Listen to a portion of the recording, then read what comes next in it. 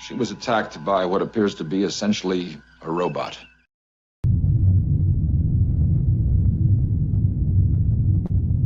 That was so controversial. Sir. Sir!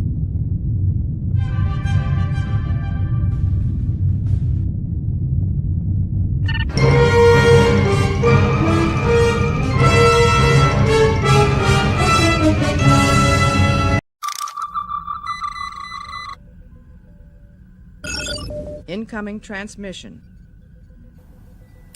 Welcome to Saving Star Trek, a show talking about one of my favorite shows, Enterprise. I am Linda Park. I play Hoshi Sato and also Empress Sato.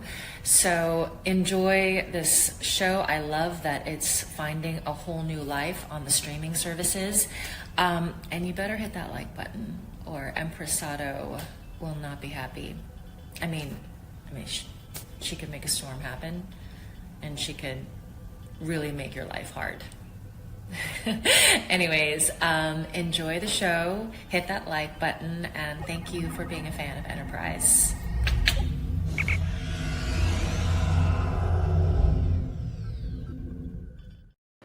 Good evening, sirs and madams. It's me, your buddy Admiral Teague. I'm here with JT Kirk and Resolute Germ, and Sean will be beaming up shortly. Hello, everybody. It's good to see you.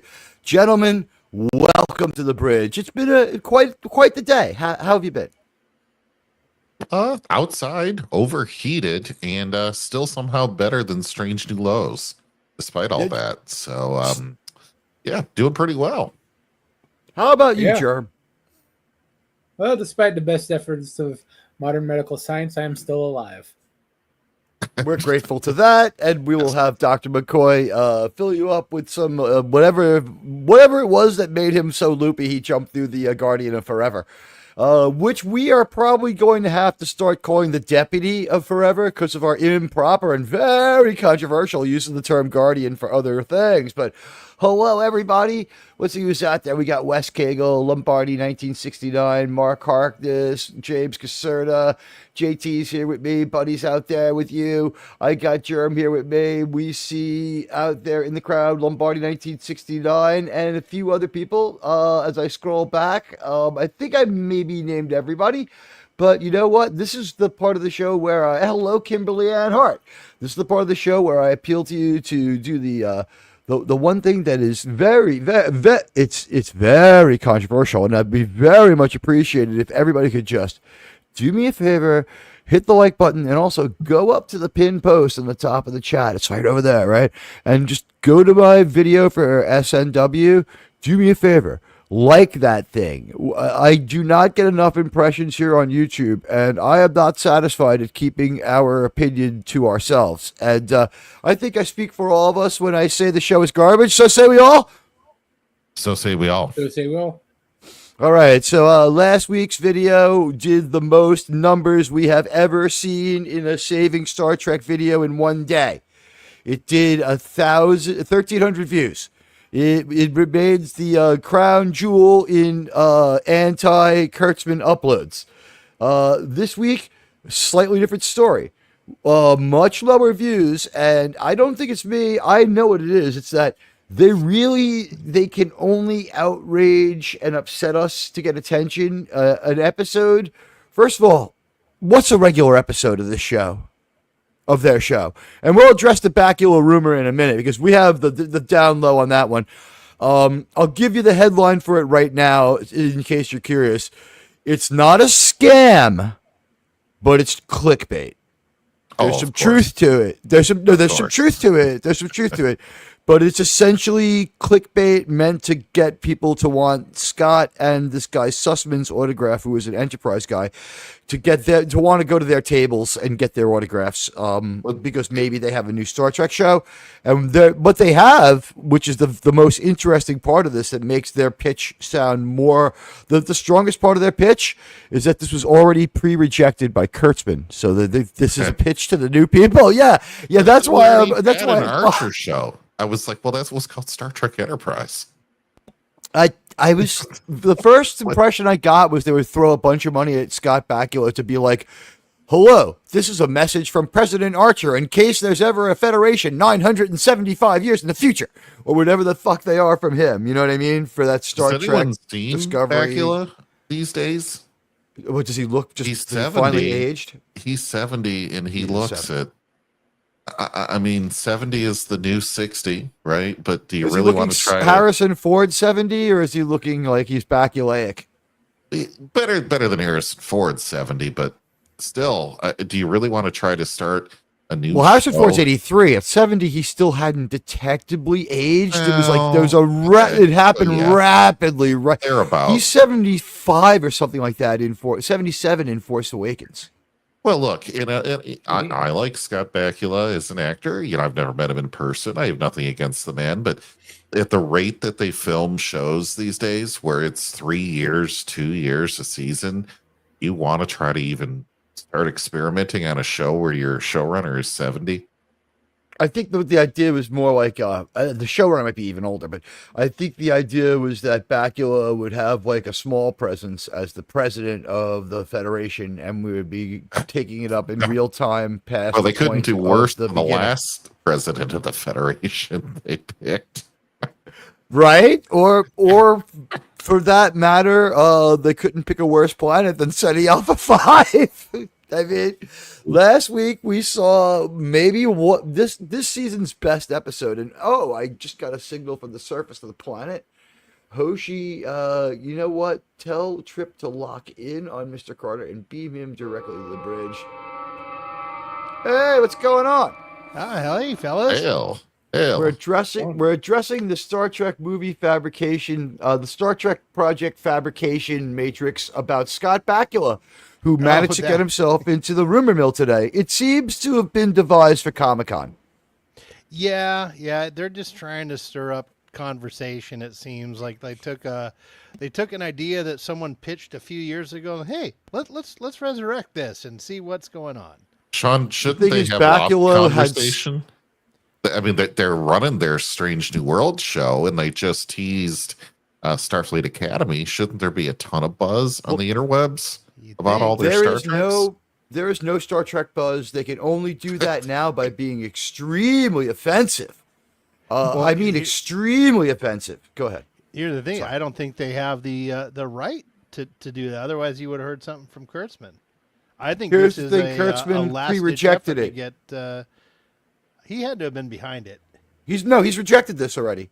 What happens is, I researched this one. It was in trekmovie.com, which is more fan theories and wish and wannabe stuff than outright lies and scamming. Okay, so that's my feeling about reading this for so long, is that it'll be any fan theory and they won't check it out. By the way, have you noticed that the Tachyon Pulse's bullshit story has made it across the interwebs?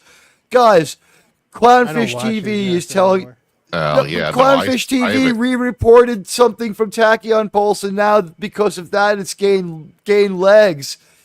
I have an anti-tachyon field that scatters those beams. So no. You know what? I just want to say to the Tachyon Pulse, if you're listening to this, honestly, brother, could you give us some sources? I mean, these great wish fulfillment things that you drop on people, and the thing you dropped last week that got picked up by Clownfish TV, like, what's going on over there? Like, what's the deal? You're invited on this show, but I mean, we have some questions on how you obtain this information.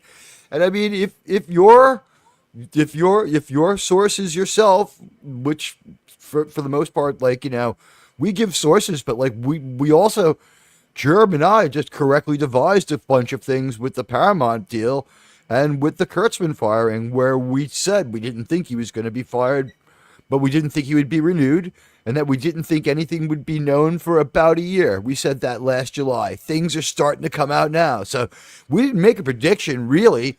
We just said that whatever happened wouldn't be clear for about a year, but we felt that it would make more sense that he be fired. It's leaning towards that he's gone. It's really leaning towards he's gone. And it's about a year later. So, I mean, I'm not saying that we made a great prediction, but, when our sources ourselves, we said it. Like, we've been reading the tea leaves, and it's now less money to fire him. And we must have been right on that one because Doomcock and I tweeted back and forth about it.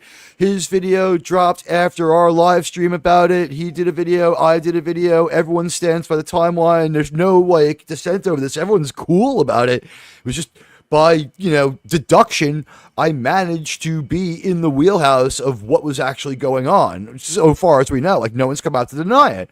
And that's the world that we all operate in. Like, nobody is able to walk into Disney and be like, F you, open up those books, we're going to have a look. Fuck you. The truth of the matter is Gina Carano tried. Gina Carano, I guess we could talk about it for a moment. I would say it was the outcome I had expected. Oh, yes. And fans of this channel can go and look at the one of the early member streams I made about Gina Carano's ex-post and how I predicted that it was very long way from being anywhere. And they told her over and over, and they probably had to say to her, look, Elon's paying us, but he's walked away from stuff before. So we're paid for right now. So I'm going to give you right now advice. Take this fucking settlement.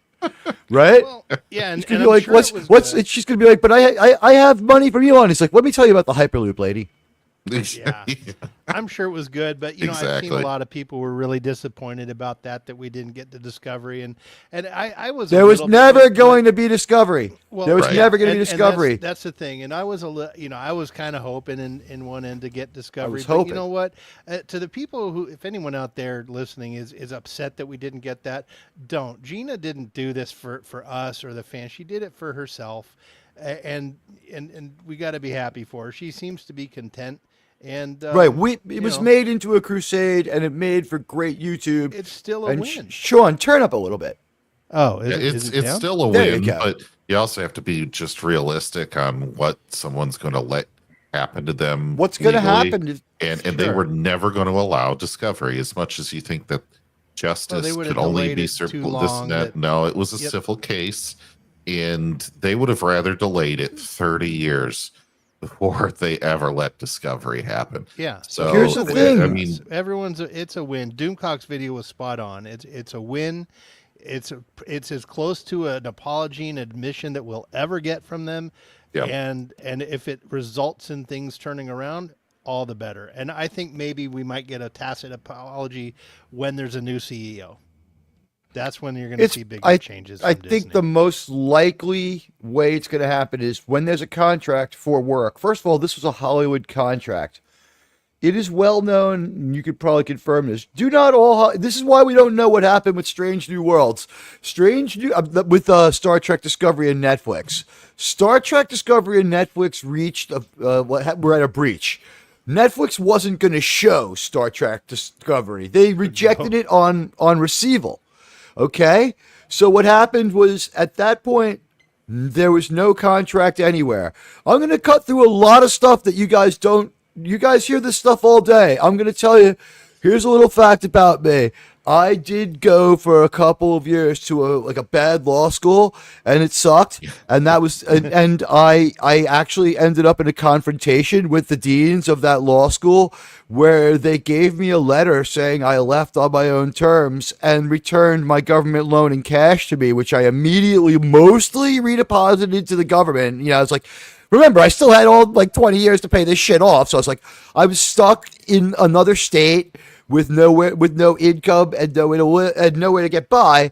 And it's a whole crazy story about my life I'll tell one day. But so I took, and I was good at it, but the law school was of such low regard, and the scam they were trying to pull was so bad that I just got out of there. But the thing is, there's a thing called the Universal Commercial Code, right? It governs contracts that have broken apart or handshake agreements.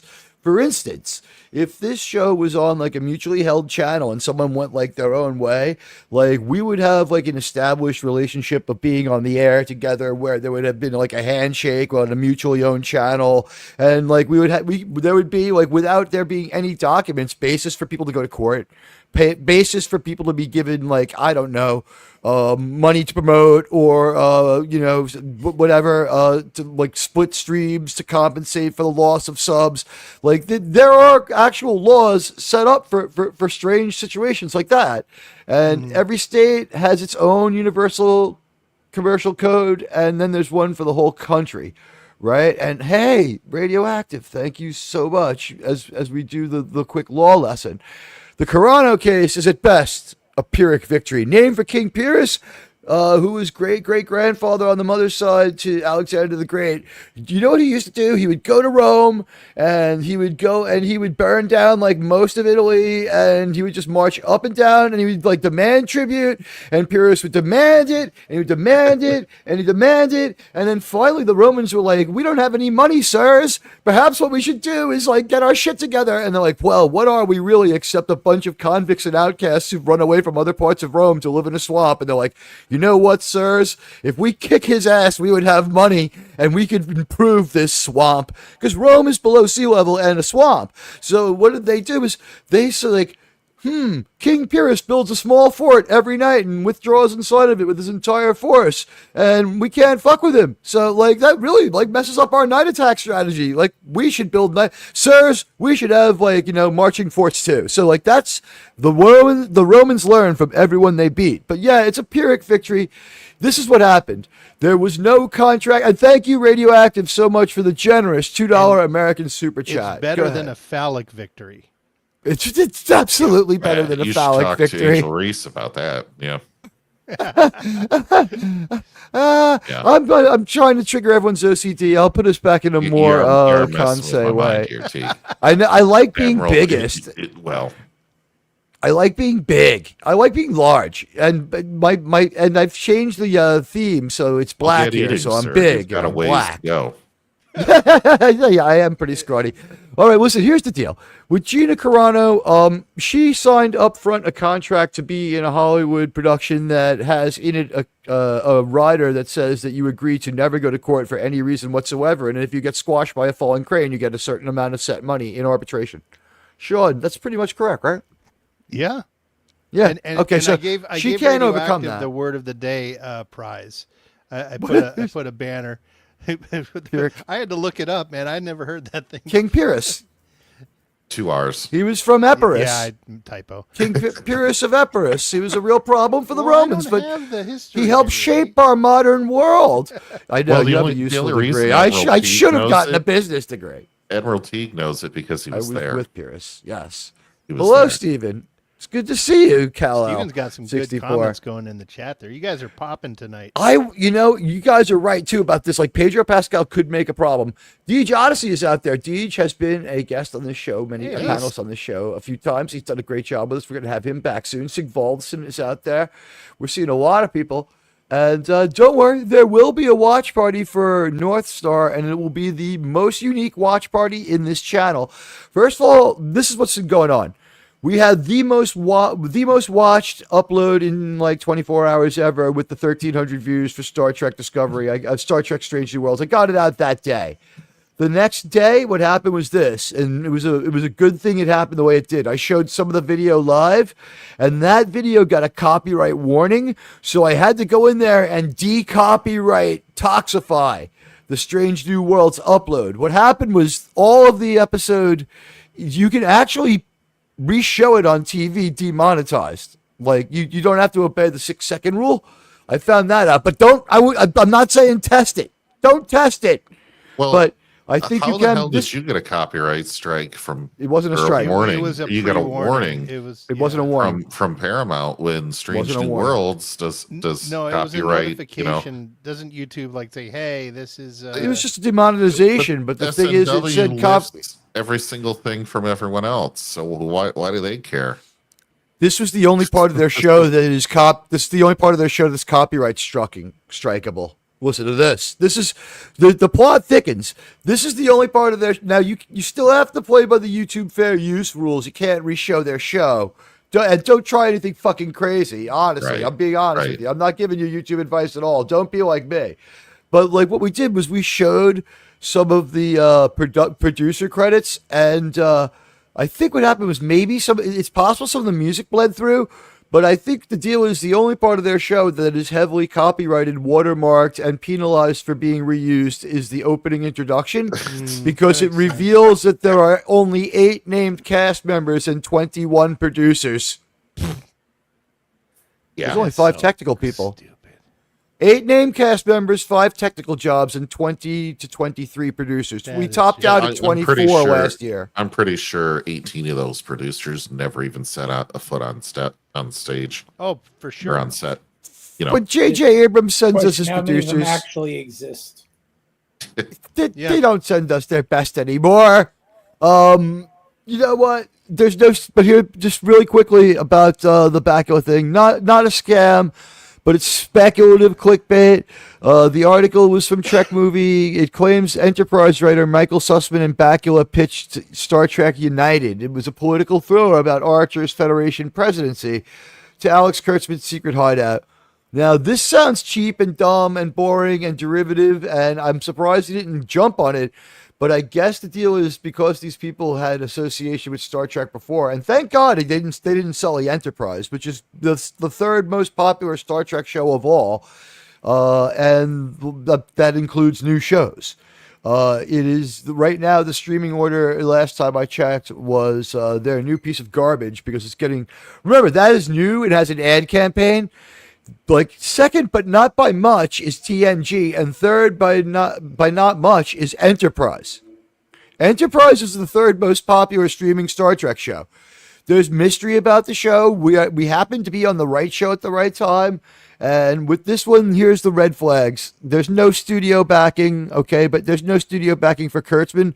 It's timed out for the Star Trek Las Vegas, so it's a publicity stunt to hype their panels, which. It's worth. I would probably go to the panel with Bakula anyway. High level overview, not a proposal. So there's no pilot or script or timeline. Go ahead. the comment by Mark Harkness there is actually an interesting idea.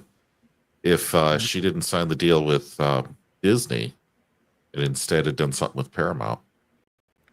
She's still allowed to work with Paramount. Sean, Okay. if you have your phantom power, kick it on. You're still kind of low in my ears. Anyone else think Sean's low? Audience, how do you think of Sean's I'm volume? seeing myself He's pop doing okay. well. He's Yeah, doing but well. Yeah, now. I gave some Viagra to his feed. I turned. okay. You're up to like 190%, sirs. Sir. Oh, sir. Singular. You're not a they them hadar. Congratulations for birthing that one.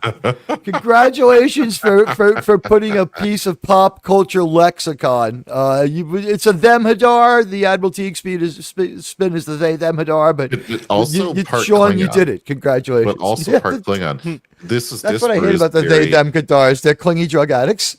Well, the Disper's theory was that they were going to make like half of the Starfleet Academy Klingon hybrids, so that way they would be warrior and aggressive enough to just be girl bosses naturally, without having to like fake it. And have a low level of makeup use, like Balana. Yeah, it's Baylon. Very, very low. It changes Baylon. like right around the time they give up on Cass. Yeah, No, I think it was the first few episodes. I think the cast were like, "Can we just say Baylana. Balana?" It just sounds so stupid.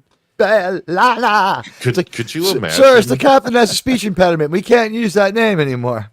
Could you imagine Captain Carano on like that ship that they found, the Nexus class starship that they found in like season 5 on Voyager? I'm seeing her in like a Wrath of Khan type uniform and like getting up out of the seat and standing next to walking up next to a Vulcan and being like, And instead of the captain that they had, Janeway was like, well, it only makes sense that I'm the captain for both ships.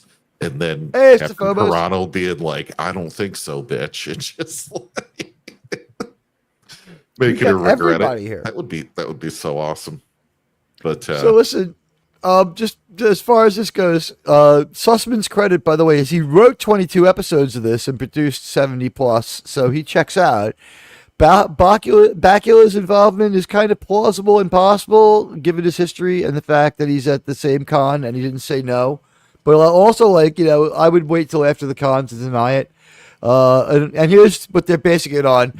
They're calling it a eureka moment. It's so stupid.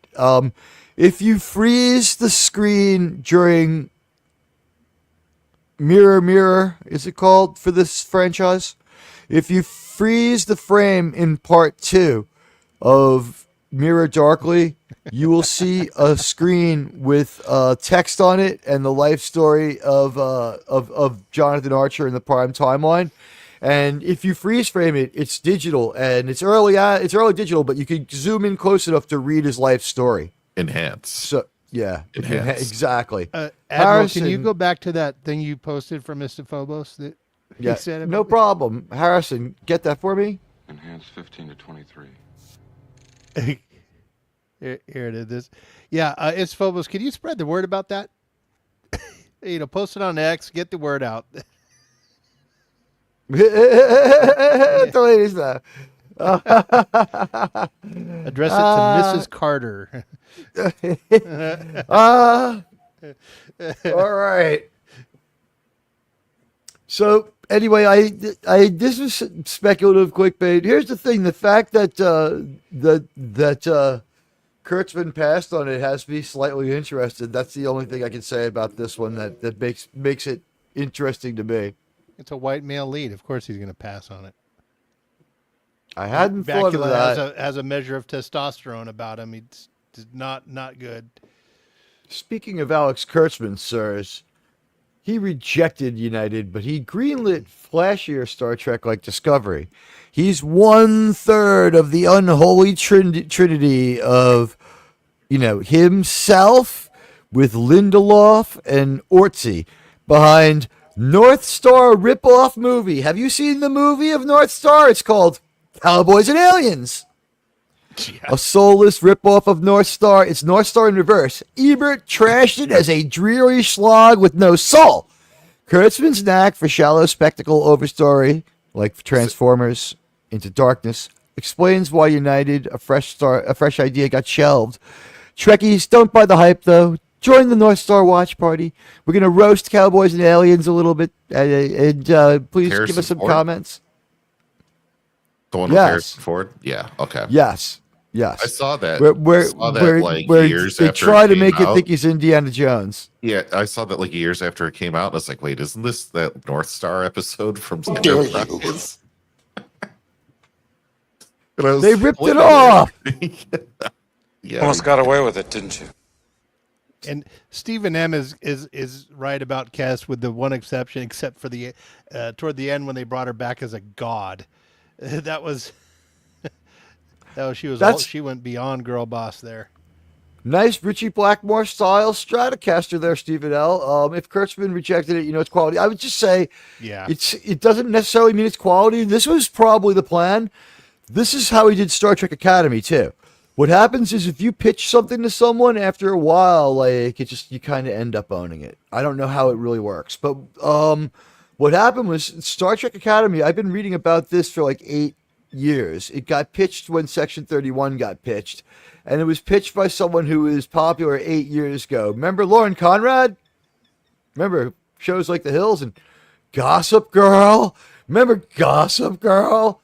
So Gossip Girl writer pitched a Star Trek Academy show. And so what they did was they waited until the pitch aged out of their legal ability. From what I understand, and I haven't seen secret documents, no one can see them, so I'm not going to blow smoke here. But it aged out of their possession, really, and aged out of their ability to say it was their idea anymore. Plus, there was anecdotal proof that Gene Roddenberry had talked here and there. And Gene Roddenberry, I just want to say, talked a lot. He did Star Trek conventions, and RRTN said, thank you. I will answer that one question. 1 second. Wait, I got distracted. What was I explaining? Help me. I'm weaving. The legal ramifications of pitching. Oh, they waited for the Star Trek catching. Academy. Sorry, yeah. Well, first of all, pitching is a little less embarrassing, but still, Kurtzman's more of a catcher anyway. So I really think he's a power Sean. catcher. Yeah, Sean. I think they're strong up the middle at Star Trek. What can I tell you? Right up the gut, so to speak. But no, they waited for this to age out, and when they went to the to the lowest assistant in the writer's room of Gossip Girl and offered that person the project because they have at least have a feel for Gossip Girl. So what you're getting is Gossip Girl, Coffee Boy, aged out pitch from the people, fucking Star Trek. That's why it's always so bad. They can't afford real people. As far as I found, RRTNZ says, all of this happened, more or less. The war parts, anyway, are pretty much true. One guy I knew was really shot for taking a teapot that wasn't his. Whoa! Wait, what? What did I miss? Wait, what? I missed something. See, what people don't realize on this maybe, or they just haven't thought about it, is Starfleet Academy is more like attending West Point or Annapolis or Kings, right, because of the Federation whatever. Military that the Makos come from. And so this isn't. And high Chief school O'Brien musical. used to be in, I think, right? Chief O'Brien wasn't always in Starfleet.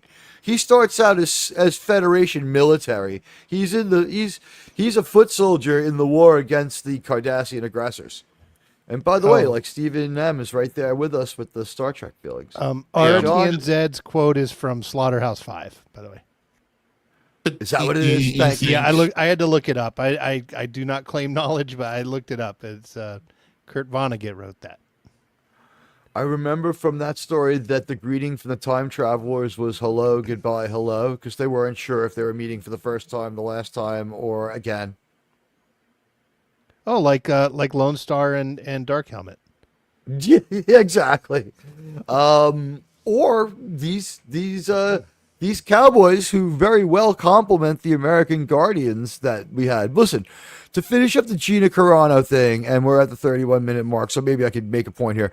Gina Carano's contract was broken. She was not really wrong, but the contract was constructed in such a way that they could blame her and say that she broke it, okay? And that was on what was called a morals clause. And we saw how hypocritical it was, and it was falling apart, and it was looking as dumb as it was. Because you have Pedro and Mark Hamill out there being really, really aggressively loud to the point where Mark Hamill had to swear off what do you call it, media for a while, I think, just to keep his wife from throwing him out of the house, like making him sleep in the pool house for a while. I know that, like, when he took that break from social media, he had like a phone stashed outside, like in the bushes, and he's like, I'm gonna go trim the hedge, honey. He's like, I know you're tweeting. It's like, whatever.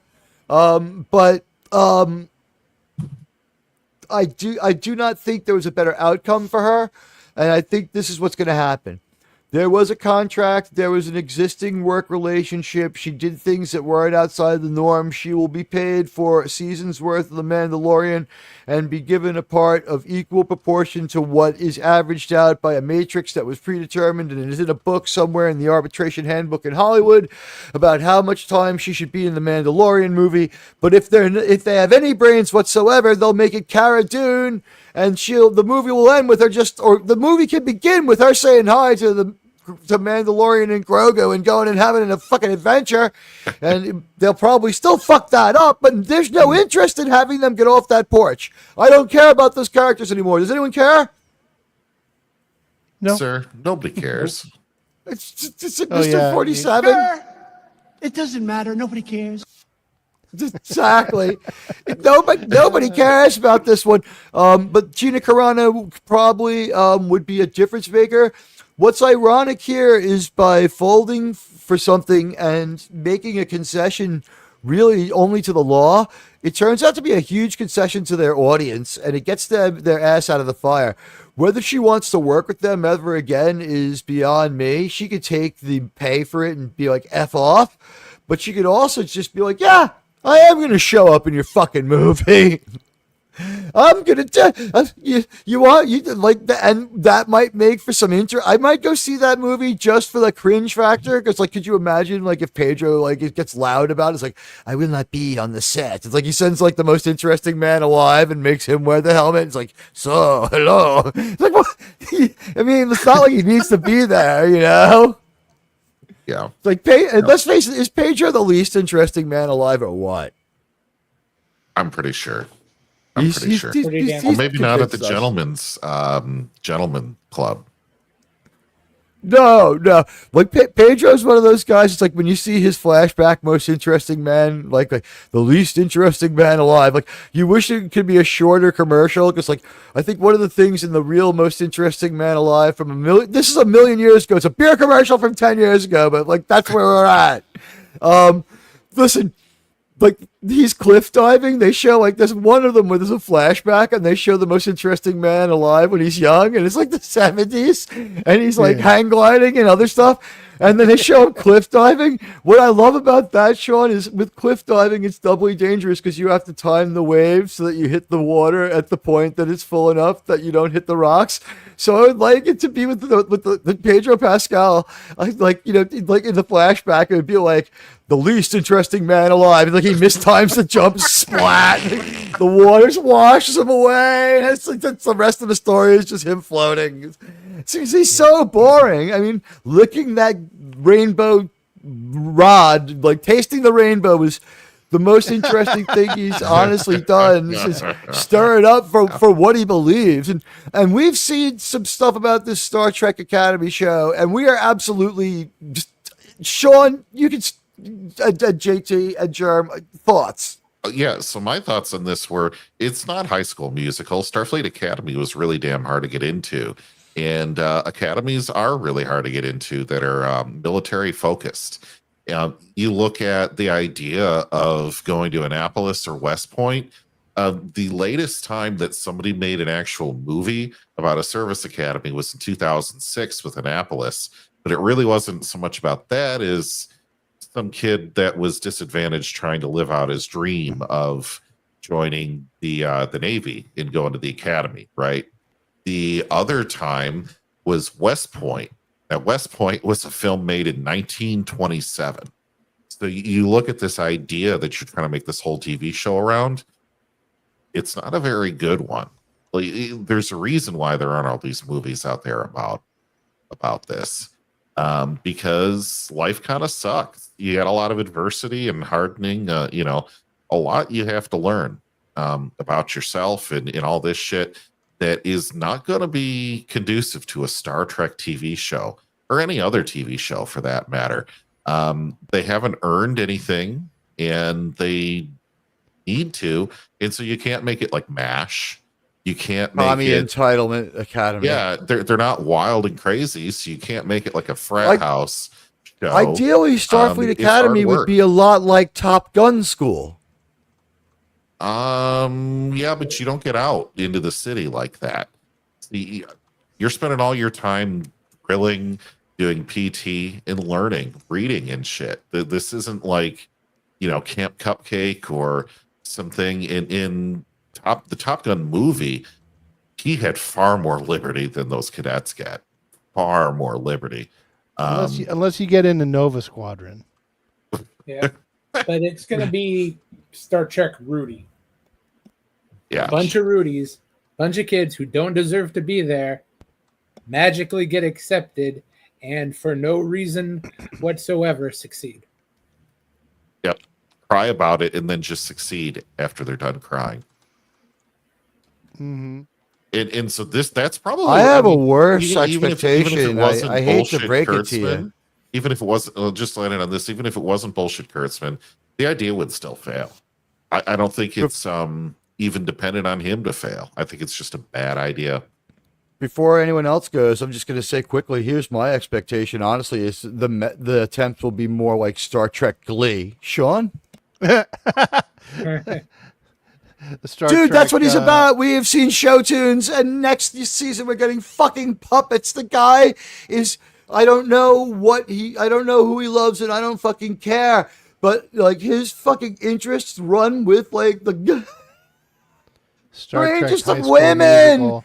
Yeah, I mean, if we threw him into the world of the MCU, he would be someone who would go to see Rogers the musical over and over. Remember that, like from the whatever the Hawkeye show. No, that wasn't about Hawkeye. They lampoon themselves too hard, which is what Star Trek did, and they go to an in-world play that's like kind of like Rent, but it's like the Avengers, and it's the events and the stories of the Avengers, and they watch a little too much of it. And it's the same thing as they did in what do you call it? Strange New Worlds. It's interpretive dance and singing of like the events of the Avengers, but built around from the point of view of Captain America, and it's called Rogers the Musical. And it's just like they're dressed and done up like Rent, which like Rent is 30 years ago, you know, Kurt's like people. So that's like written and they have no directed by like people, Rent. Yeah, written and directed and produced by people that were too soft to be in the Boy Scouts. actually, the Rent guy just up and died, so we can't speak ill of him. He just Oh no, I'm it not wasn't talking his about the fault. Rent guy. I'm talking about Oh, the Rogers the Academy. musical. Well, Star Trek the Academy show. Academy is I think it's being written by like the assistants and coffee boys from the writers' room of Gossip Girl, which is a show that was great for 4 seasons and flamed out, like something like 9 years ago.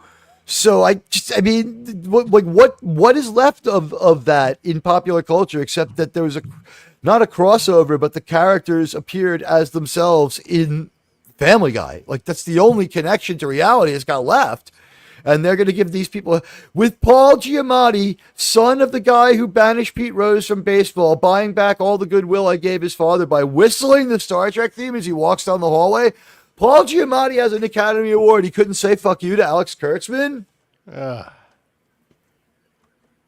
Take him off the list of people you want to go to baseball games with, Sean. Am I right? Oh God. Until you found this out, until you did the Star Trek thing, it would be like, did you know that Paul Giamatti, Pig Vomit, is like, you know, the commissioner of baseball's son? It's like, wow, now I really want to like, I would love to like have lunch with him and go to a baseball game.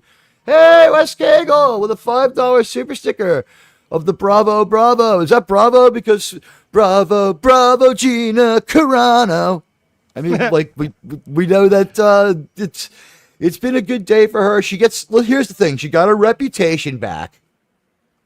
Everybody gets admonished a little bit about trying to be Orwellian and censor people, right? Well, and this freedom of speech moment brought to you by Wes Cagle, who is very outspoken on X. Sometimes I wake up in the morning and I see some of the stuff that my pals have put on X. And sirs and madams, Wes Cagle is an X follow worth following. He just likes to tell it like it is. Like I'm just waiting for the day I go there and I have to like sort through my like unverifieds to find out what the hell Wes Cagle. Tell us in the Doomcock chat when they finally like the FBI takes that X away from you, and Germ as well. Germ's FBI file is like thick as my thumb already, but you know what?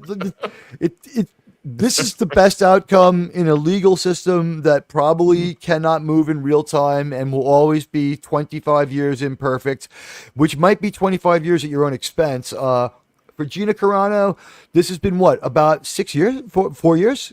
How long? It happened right after Rise of Skywalker. It happened during the COOF,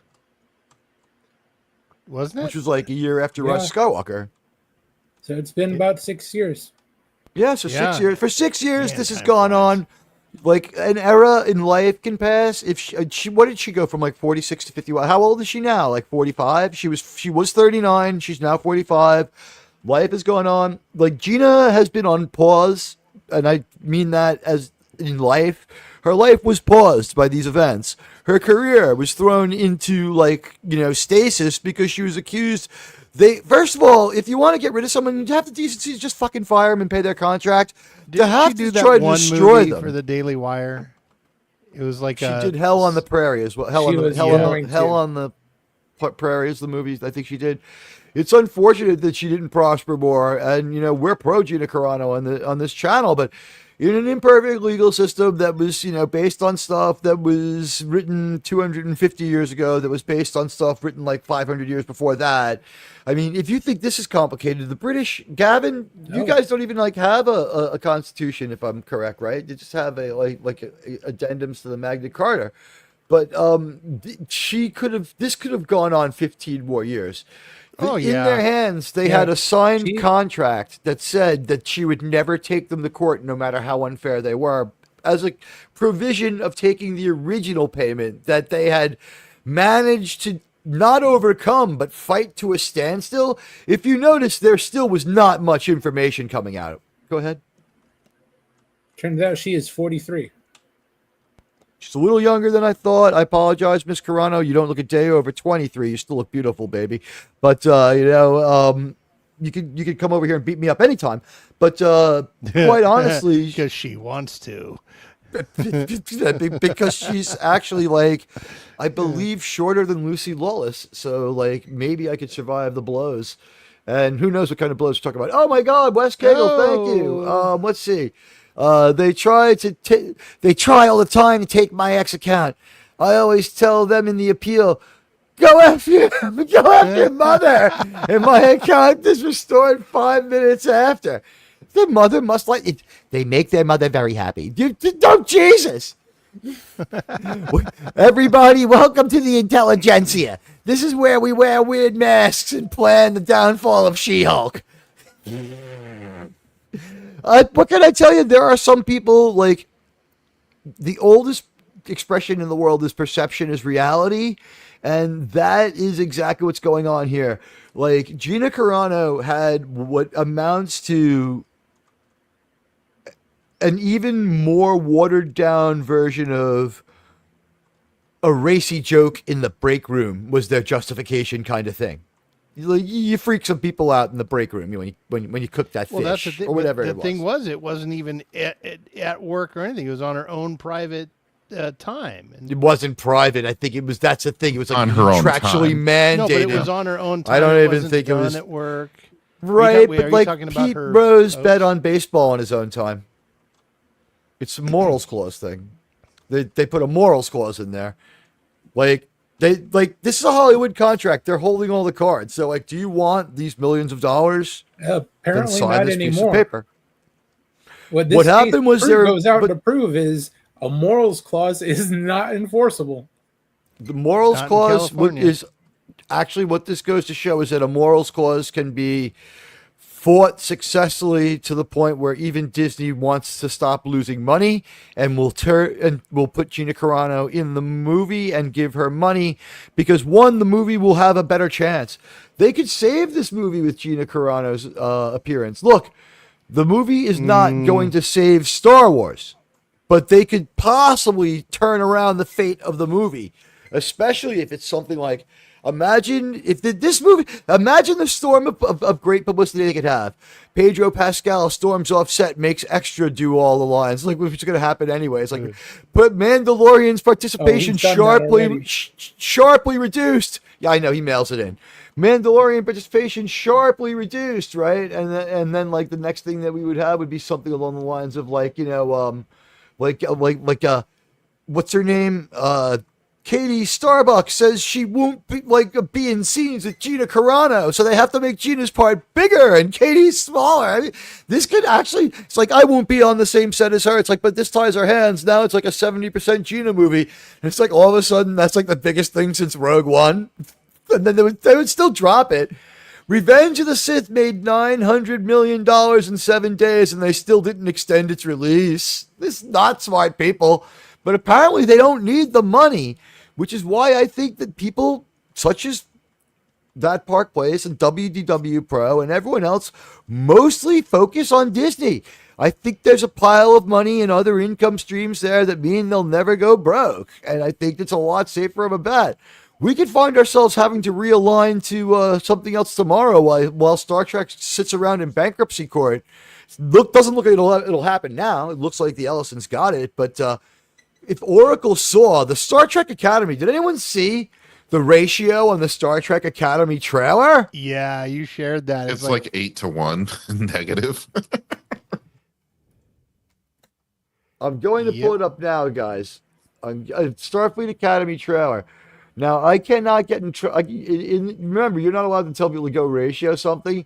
In this case, like, it really, like, I don't even bother. Like this would be like dishonoring the corpse of what's left of their freaking trailer. Let me put this on stage. This thing, and Wes Cagle, thank you for the freedom of speech inspirational moments. I really thank you very much, my friend. Wes Cagle is here with us for the Strange New Worlds panel sometimes. We're going to throw a panel after the show into the other panels chat too. Okay, so we're not going to even watch this. It's garbage, but 502,000 views in 2 weeks. That's horrible. 10 years ago, it gets that in 3 days. And they didn't recommend my video. It's rigged. It's fixed. It's fixed. It's rigged. This proves it. All right. Anyway, I'm sorry. Oh, James Caserta has the perfect name. Melrose Space. We're radioactive with $5 American dollar super chats. It's called Hogwarts Academy of Warpcraft and Transportery. And Harry Pottery. Guys, I'm going to put the link in here. I don't advise you to go there or anything like that. I really don't. But you can take a look for yourself if you want.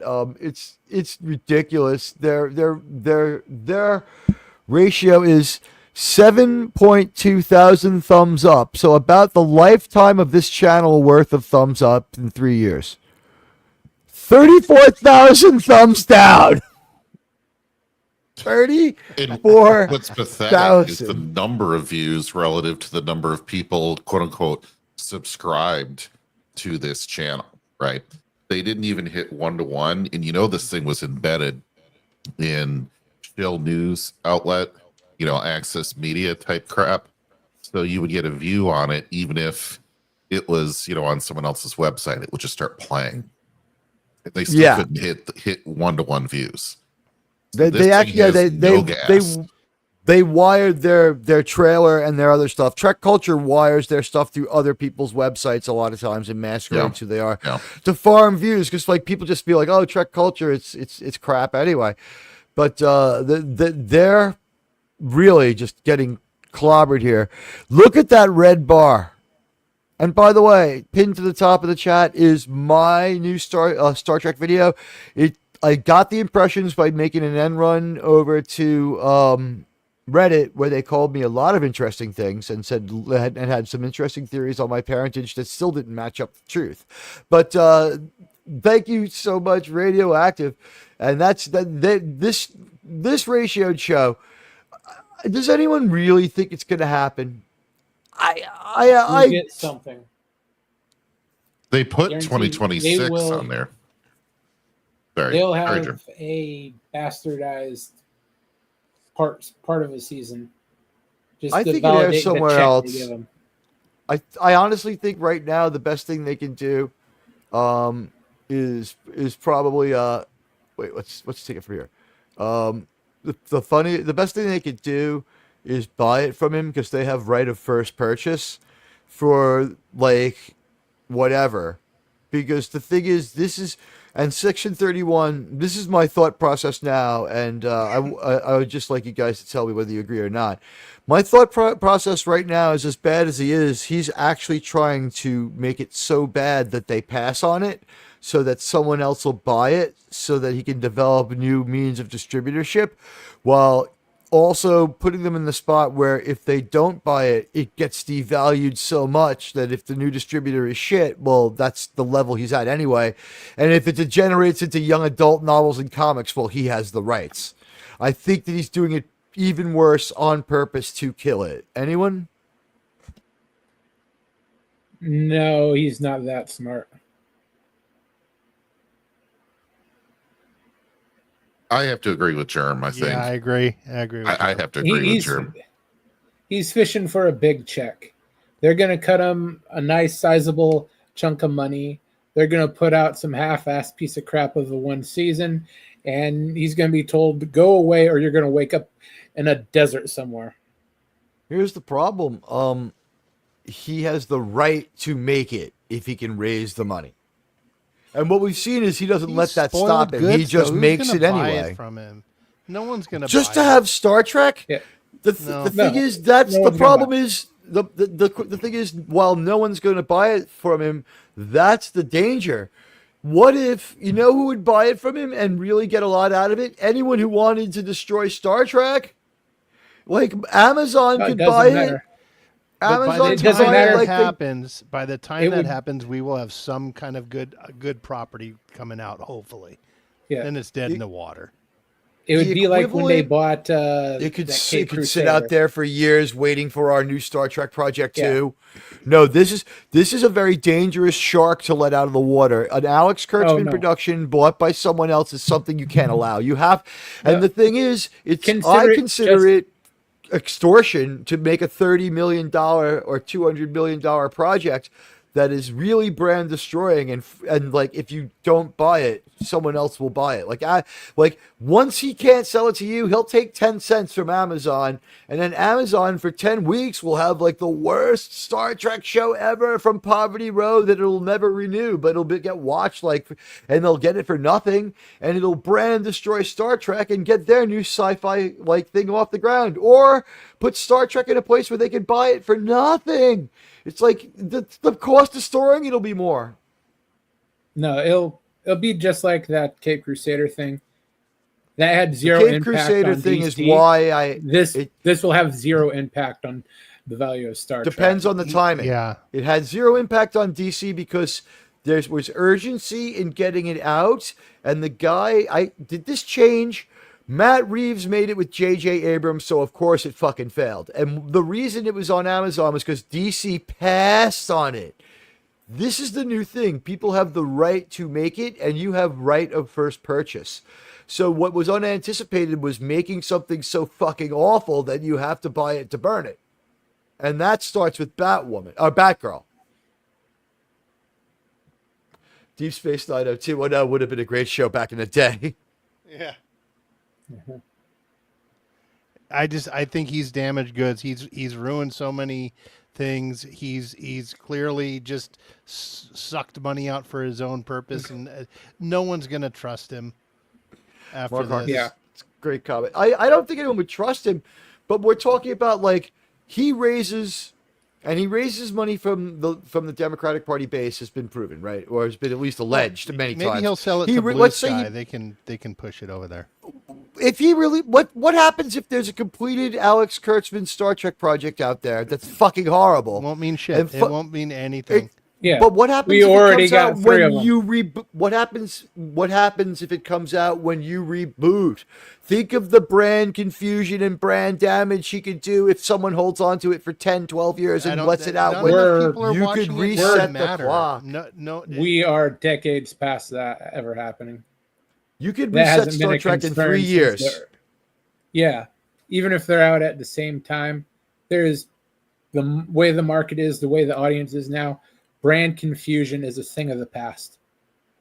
Never Say Never Again. It was out against a healthy franchise, Bond, and it fucked that one up so much that they changed formulas and got rid of. I their wasn't Bond even within 2 alive at the movies. time. You know what else they're going to do? That's true. Probably, Admiral, is when they buy him out, and they will probably put some kind of thing in there saying you can't make it. They're going to put a non-compete clause in when they buy him out, and that'll be it.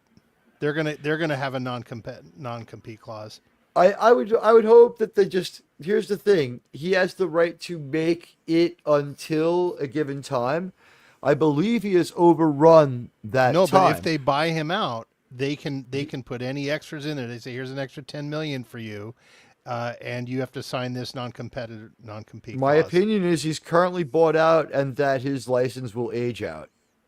My opinion the deal's is that not his license finalized yet. ages. They can't buy him out. If they bought him out already, they bought out the license too. Here's what I mean by that.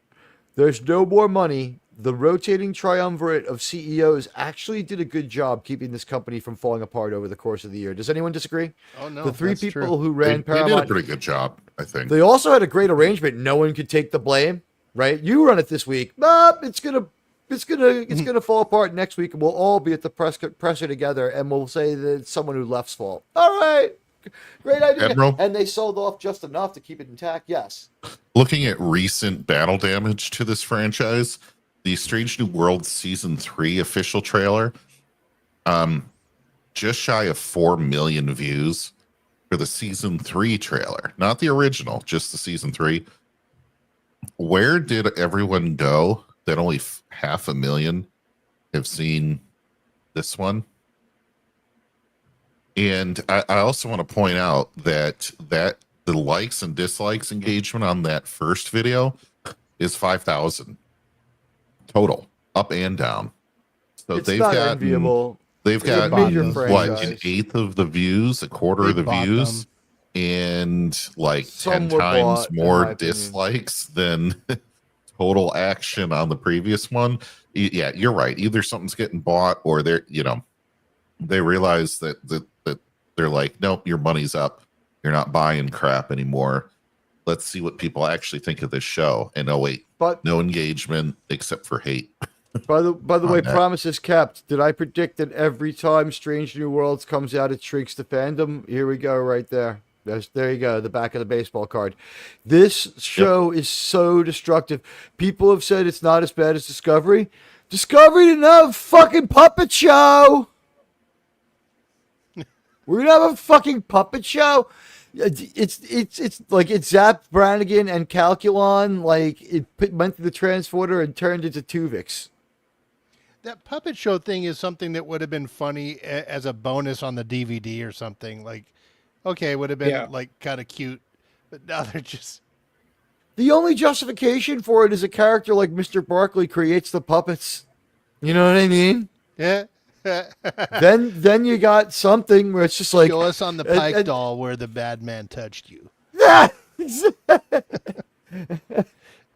Watch Pigs in Space will be better than that episode. Everyone's been saying that. You know what? Like, I just feel like the Star Trek puppet show would start with a musical number called "Pronouns Please." Oh, of course. I don't know what to tell you on this one, guys. It is absolutely. I mean, Phantom Outsider. Let's see. In Star Trek Wrath of Khan, it was not the intention to have a crew of mostly cadets go on an adventure. It was circumstantial. In Star Trek Starfleet Academy, it's intentional. It's intentional. Imagine the parent permission slips for these excursions. Anyone who thought the Jedi Academy was cringe, these people are even more like weird. It's like, instead of Boy Scout camp, it's like they give you a fucking phaser and send you to the front. Like, this is like, wasn't there some guy named Coney who was unpopular for doing that? I mean, we have an army of like, you know, of whatever. People from 19th century photographs seen smoking at industrial machines. Why did all children smoke in the 19th century? I don't get it. But Skydance is not that stupid. Here's what's going on. The deal isn't completed enough for them to shut him up. And even if they did, with his right to make Star Trek, he can still release these batshit announcements. And I think what he's doing is he's shaking the tree. I consider Star Trek Academy shaking the tree. And I think he wants that buyout, and he's trying to negotiate for more. His buyout is down to less than what he would have gotten if he had gotten his movie, and he got his movie. It didn't get into theaters. It was one of the most laughable things of all time. And now, like, he's played his last card where he's pretended that people just didn't watch this show, but it was good. And that's because there was a couple of, like, mid episodes to start season one. And then in the middle of season one, there's a lot of really bad ones, and it ends like on a high of being mid again. It's never good Star Trek, but it's like, like this, like the cast is trying to give good performances, and they don't realize that they've been conned by the writers. In my opinion, this is all a scam, and so they're trying to do something like Ethan Peck. It's like, it's like, wow, it's like too bad he's an idiot, but like he's doing an okay job as Spock, and Thing is, I wonder if he's ever going to get any work again. After I this think that's why he Star wouldn't. Trek debacle. I think that something happened in his real life where like someone else in the Peck family became an agent instead of like a frontline talent. And they were just like, Ethan, people know about this Kurtzman guy. Oh, sir. You cannot participate in any more of this like canon destructing stuff. Like Mr. Shatner is their most popular person. So, oh, sir, you cannot be going after Mr. Shatner on a Star Trek show. It makes literally no sense whatsoever. And he was like, because in the worst one, Space Adventure Hour, Spock's checked out even though he's there. He doesn't say much. He's almost expressionless. And this might be because they couldn't get him on the set, and he wishes he could do more. He could all go out the window tomorrow with Spock. But so far this season, Spock has seemed like he took a couple of Valiums, and he is much calmer, but just as dumb as last year. That's all I can say on that one. But there was a lot of Star Trek news, some of it specific to what we do with the Bakula thing. That was one of the more well-founded stories. There's going to be a lot more crazy batshit. So you're going to hear every crazy fucking Star Trek story. They're going to try to make Alex Kurtzman and Star Trek trend. No, and they're going to make it. They're going to try to make it seem like it's part of Strange New Worlds. It's not. It's not. And the good news is, things like their licensing, the people who survived the licensing deal, they killed off their model people. But their video game people thrived because Star Trek is actually good. So unless you bankrupt them by making a lot of models, if you could have a functional Star Trek video game where you could ignore their stories, which most people did, it survived. And if you look at the video game, the one that's the official game, it says over 50 years of Star Trek. It doesn't say how long, and it doesn't say that it's still current. It doesn't show anything from the new people. It has missions up to like season 1 of Strange New Worlds. It doesn't go past that. And they said it was too arcane and that they were getting stuff thrown at them last minute, and that they felt that the video game was being plagiarized to write the show, because the show started taking things that the video game invented, like throwing a ship into another ship with your tractor beam. That's from the game. I'm serious. So the video game people were like, we're not getting TV pay and you're stealing from us. We don't we want to be able to get compensated. No. So they don't do Strange New World. That's why the video game does well. And the video game is half the reason. But like, imagine if they had all of their licensing, ladies and gentlemen. Imagine if they could roll out models and T-shirts and phasers and communicators and Bluetooth things. Yes, Admiral Sir, what I would really love to see is Kurtzman try to show his face on a Star Trek panel where they ask the audience questions. Without that wig. Not actors, but an actual person ask questions and say, "Do you think your show was good?" And he'll be like, "Oh yeah, it was good. It was great. It was excellent." And then the person coming back and saying, well, good and evil are relative.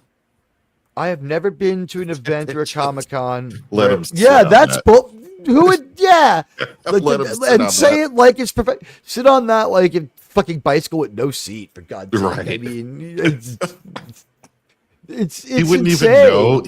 even know that you're trolling him with a throwaway line to ruin Pike, because he probably didn't write it and didn't watch his own show. These are the most trollable people in the world, and like the thing is, years and years of self-trolling themselves. What's really fun is we found out who the cool people are, and if you're here for the first time, welcome.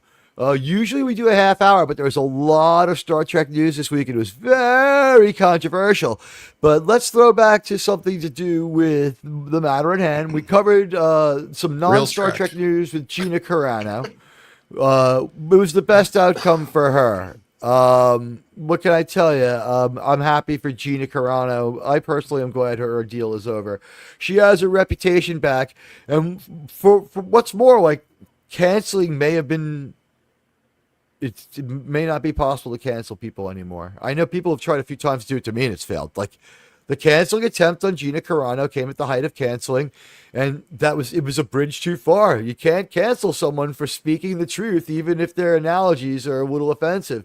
And the way they grabbed onto those analogies, I heard about the analogies and that there was denials of things before I heard anything else on that one. That's how they made sure to get that story out there. That was an attack on someone's character, and so maybe the age of canceling is over. I don't know. We'll find out. Any final reactions on the Gina Carano thing, guys? No, I think we played it out. Best wishes and best luck to her. I hope she succeeds in the future. I really do. All right, so Dadman was here with us 2 weeks ago when we did North Star, and it did all right, but it didn't have the staying power of Star Trek. And thank you to everyone who watches the Enterprise uploads later. Galactica. We really did. The Battlestar Galactica. Sorry. It doesn't. Battlestar Galactica, we did 2 weeks ago with Dadman, who is a Battlestar Galactica expert.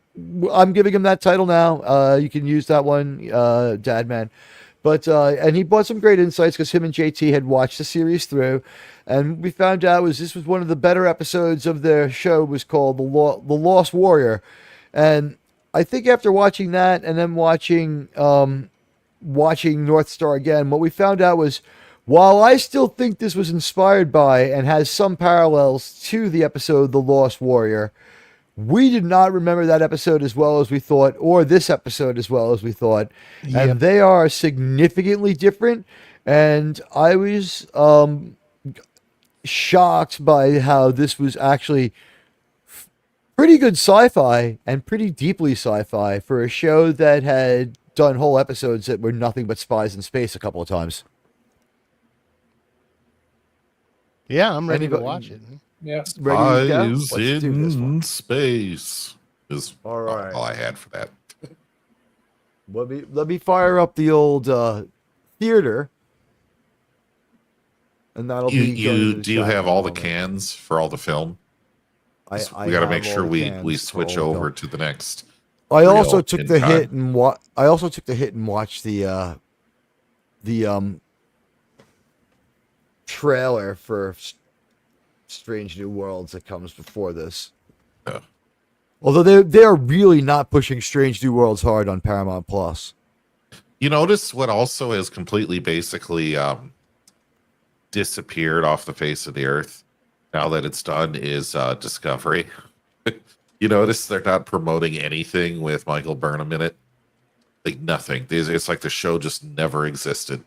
I know the show's over with. She doesn't want anything but- more to do with it. Yeah. She doesn't want anything more to do with it is the best I can figure. And they never got their merch. They never got their spin-off. They got their spin-off because this is their spin-off. Strange New Worlds is their spin-off, but It they never contradicts got their that show all the time. Yep, yeah, it does. All right, guys. So if you have a chance to watch with the browser open, I am the evil one. I am. That's why I have fire on my shirt. I'm the geefy area of the future. Sit back, relax. We're going to start it. It's 43 minutes and 16 seconds long. So if you're watching at home, I have the oppressive British subtitles on English. They call it English. But we're going to start the episode now. So 3, 2, 1, and action. You know what, Sean? I think, and JT, I think what Yes. happened was we confused the Enterprise episode North Star with not just the Lost Warrior, but the episode that's based on the episode of Battlestar Galactica that is based on the Dirty Dozen, where Starbuck is the one on the planet, and he leads a ragtag band of people against, like the bad guys. And then there's yet another one where someone's crash landed on the planet and wins a badge in a poker game. I think it's Starbuck again. I don't remember that There's, one. It's there's been like so 3 Old long. West scenarios in BSG. JT, am I right on this one? Oh, jeez. I think Humans so. seem I to think evolve to so. about the Old West in Battlestar Galactica. Yeah. If you got left behind on the way to Kobol, a lot of people just didn't feel like sticking out that ride to Kobol. It must have been from Kobol to Earth. So here we have, Old West style vigilante justice. We're not allowed to say what it really is. Admiral Sir, we did you seeing start the anything? reels? Yeah. I haven't seen anything on the I silver forgot screen to yet. throw it onto the Cosme. My apologies. All Well, I right. wasn't going to use the So- word, but What can I tell you? I identify as retarded. All right, 3, 2, 1, and action. oppressive British There it subtitles. They should be on. Okay. There's a scene just like this where Starbuck like has to blow away like a weird pig man. Yeah, I'm looking forward to giving my review on this.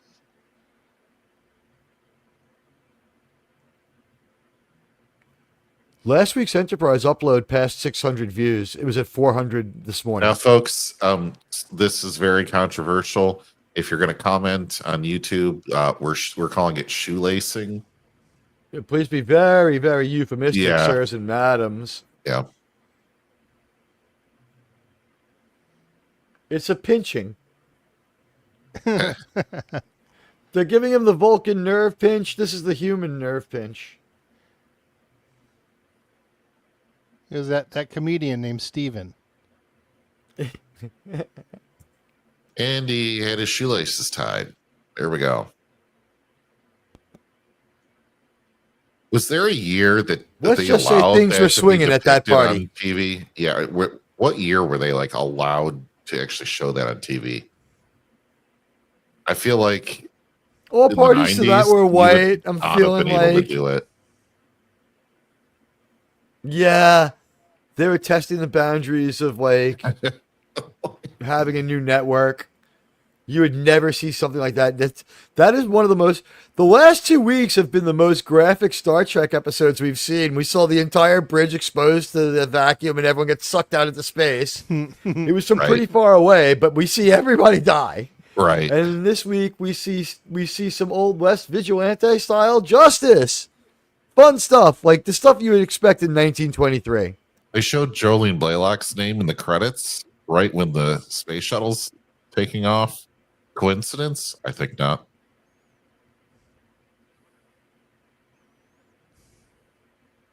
Everywhere I go, I'm thinking of her, Frank. Anyone seen the new police squad? You mean Naked Gun? I'm sorry, yeah. Well, but Yeah, I it's saw it both, last right? Not week. yet. Not Yeah. yet. Is it? Does I- the cringe I outweigh enjoyed the laughter outweighs the cringe? Oh, there wasn't much cringe. It was well done. It was right in. I felt it was right in line with the other They- movies, and Call Really? blazing Cool. saddles. it was it comes in at like 90 minutes. Is a perfect length. It's didn't overstay its welcome. I loved it. I wish Cool. I wish there would have been more people in the theater because laughter is a little contagious, and it was pretty empty because it was a matinee on a Sunday. But the people who were there were laughing. I enjoyed it. Pamela Anderson did really well. I thought this was a Gyllenhaal when I saw this.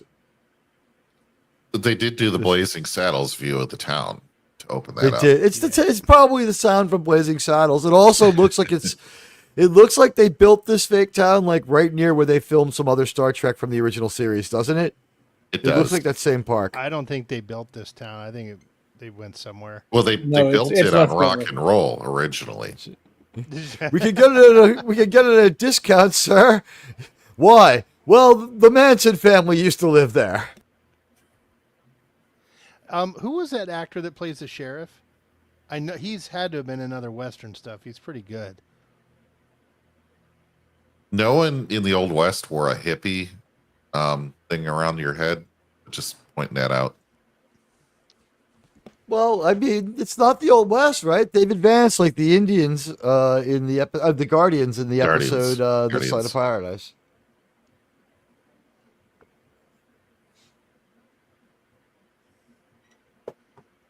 Nice for them to be on a planet with a 24-hour time cycle so they can have a regular clock.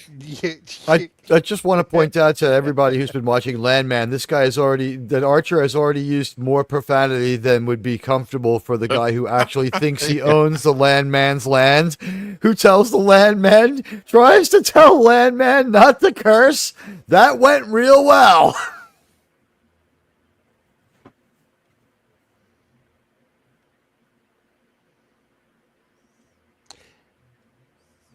Yeah, there's a few little plot holes in this episode, but I forgive them.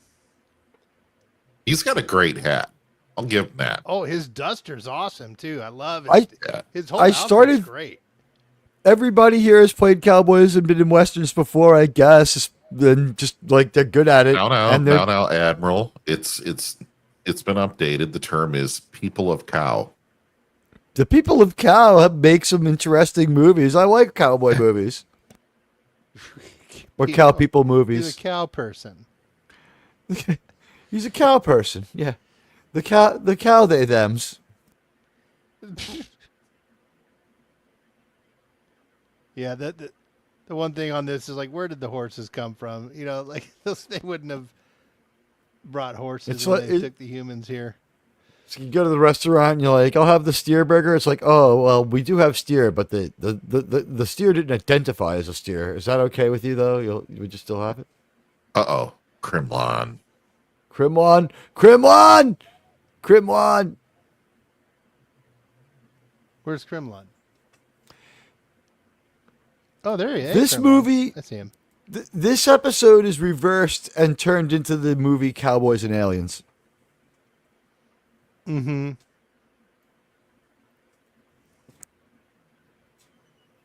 But Alex Kurtzman has no involvement in this.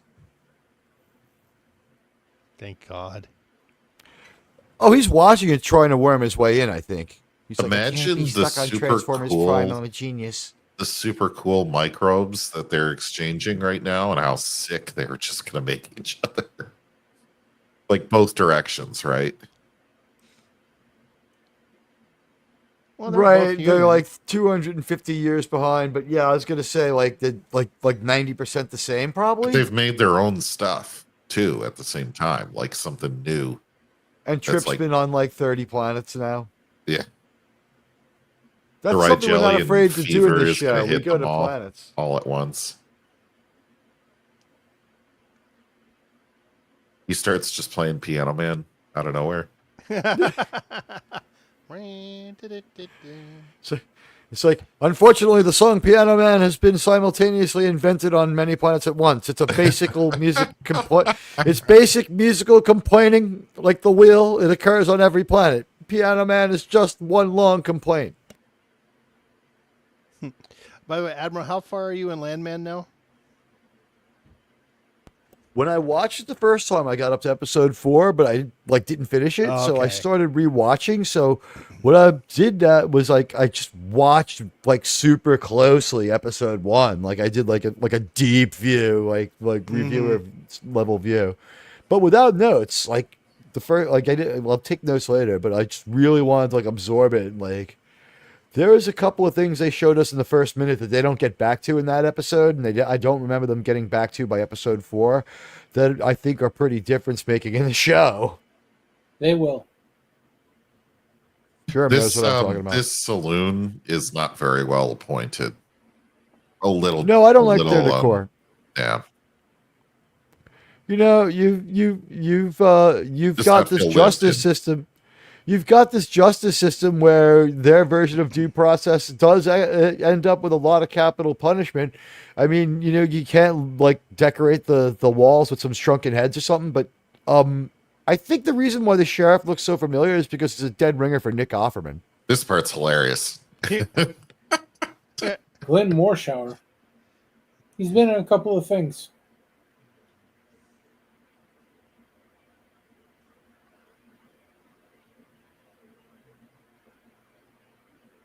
This guy's pretty proud of himself. He wouldn't say he's my ancestor. He'd say he's my great great great great great grandfather. He's my grand. This is like, yeah, I mean, this is weird. It's just it's like, yeah, I'm George Washington's direct descendant. I run a bar. What the fuck? I guess their ambition was to make Texas. It sort of makes sense, right? That guy playing checkers just moved his piece backwards. I just noticed that. Is this a stainless steel He's cheating. or aluminium It's bottle? Bennings. Oh, Bennings was cheating at checkers. I think we're supposed to get the idea that the townspeople might be dumb too. No, this is just the rough and tumble outlaw. Well, This guy, he's a sheriff's deputy. yes. I was rereading Roddenberry's commentaries last night, as I like to call them, or as it's called, Star Trek: The Motion Picture, the book on tape, on audiobook, on the internet. On It's Laserdisc. all media. Yeah, On- it's all media combined. I'm going to download it onto beta. I mean, we would probably all choke on that too. That's got to be some awful, awful hooch. That's Oh, hot. yeah, it would be very controversial if chilled. anyone here ever were to drink, sirs. I've never done that. Right, Teague?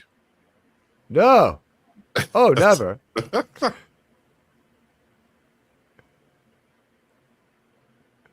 I've I don't never, think I heard you right.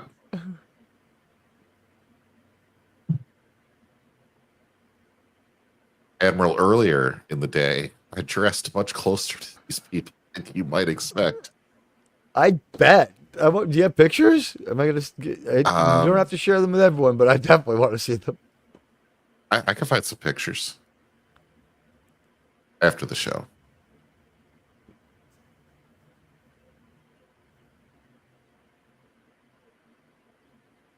Love the music in that. Yeah, the score in this episode is really good. I've noticed that like it's a pretty consistently good music in Enterprise. The only thing that was strange was during the there's an action sequence later where I felt the music was weirdly inappropriate. I think maybe they wrote some new music and had to reuse the action music. Mm-hmm. But they're stretching that budget because this episode appropriate music really was needed. So retest the action music if you have to. Well, I even guess, and they TNG might not have. TNG recycled music like crazy. Doomcock pointed out a few weeks ago that on regular Star Trek, the bad guy music started out as the Romulan specific music. Mm-hmm. And even the You Doomsday could learn Machine, a they two or recycled thing a little about manners. We don't take kindly to your folk around here. This guy reminds me of Kid Rock and Joe Dirt. bit. Yeah, he does. Like if they had a baby. Yeah. My favorite part of that movie is when he finds the note and reads it, and then he's surprised he's able to read, and then recovers and reads more. The director did a good job getting that out of Kid Rock, who's not a genius, or it was just Kid Rock was trying to read, and they just filmed it. This antagonist though has some nasty hair. You look at just how greasy and gross it is when they put the camera back on him. You know what? I think props needed to change. This was one of the first aspect ratio shows, and this was one of the first HD shows. And if you notice, their aspect ratio is still a little smaller than the standard one is now. Right. But you know what it is? I watched the Klingon one before, where is it called Judgment, where they send him to Ruapente. The Klingons' wigs don't fucking work. Look at that nasty hair. No one's hair works in HD TV. If it's a wig, like wigs had to be changed. Look at that. Ugh. That guy's just got terrible hair. Yeah. Well, it helps the character. I'm just saying. It does. There's no bar. They didn't kidnap a barber. No. Well, there's a barber in the episode. Is he a gay barber who happens to be in a South American detention center? He goes in and he's getting a shave. That's right. That we do all the old Westy stuff. No, they're in lax trees and bushes, which don't fit in the Old West. But hey, you know what? The aliens kidnapped the Copes as well. Look, she's got the maps of Middle Earth on her wall. Yeah. Bullshit. yeah, I saw Westeros on there, right? Yeah.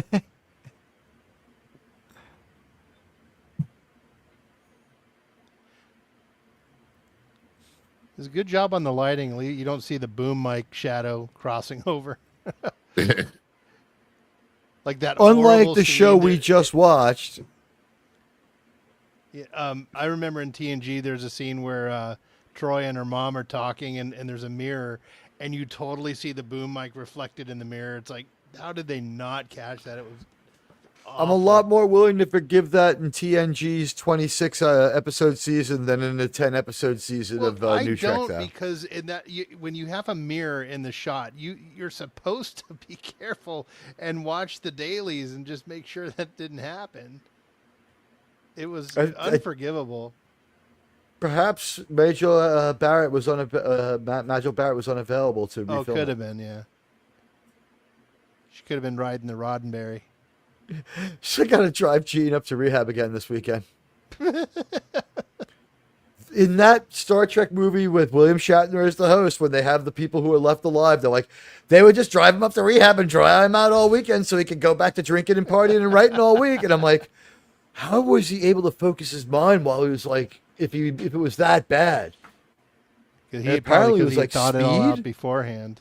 So I would just like to point out that a strange man goes into a building that's occupied by a lone woman, and they just have a conversation. And I don't think that would happen in the Old West. There would also be a conversation with how he's met 9 or 10 people now and no one recognizes his face with the population of only 6,000 people. Almost everybody knows everybody else. Everybody's dated somebody who dated someone else. Several towns, though. It's not even in this town. Is not 6,000. It's right, but they're all within several kilometers of that town. They're all clustered in the same area. It's where they freed themselves from the Skagarians. They're clustered within about 50 to 60 kilometers, but none of them has been more than 5 or 10 kilometers away from their home. Yeah, true. No, they have horses. They trade between each other and stuff. They weren't freaked out that he came to their town. It's normal for people to go from town to town. It's just like, ain't no one seen you around here before. Who do you know over there? Like, you would definitely know someone in every settlement. Right. I mean, even if... They would also probably have a telegraph at this time, too. They would have been able to pull that off. By now, they would have... 250 years in after knowing what... Yeah, unless no one knew anything about electricity and didn't know how it worked. I don't know. They could have been kidnapped from 1840. That the people that were brought over were not technically savvy. They had to survive. So it's... Right, they might have been grabbing prospectors and like miners and people on the edge of town, and a good portion of town drunks were kidnapped as well, which is why they got unruly and didn't care about the town is kind of on the edge of forever, isn't it?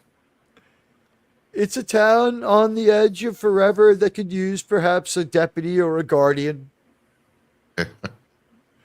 Cowboys, no guardians. Could you imagine if we gave them a ship and they just go to war with the planet with the Indians? Oh, from Paradise City? We have to learn how to navigate this asteroid belt so that we can get to these damn guardians. Yeehaw! The USS Custer is ready, sir.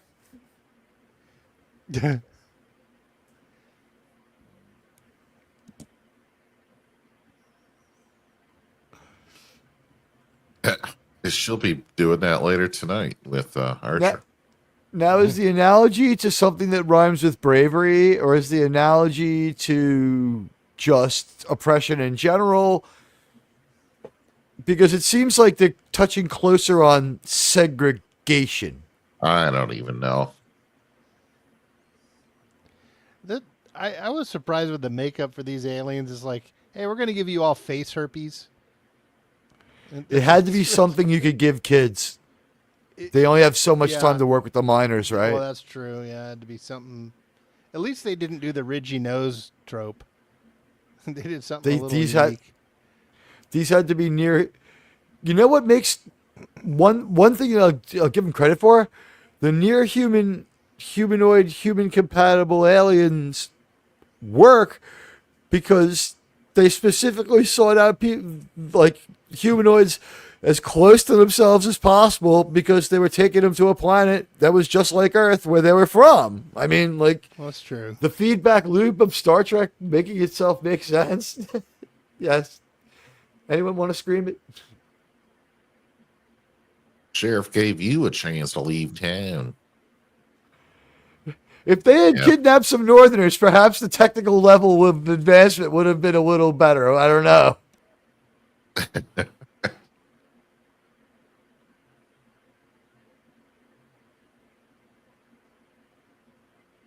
Come on now. Now, see, this is where he needs Paul to be in the jail cell with him, so that way they can take off their belt and reflect some of the light off the lamp at the doorway, so they can break out. Yeah. Use the subcutaneous transceivers. Yeah.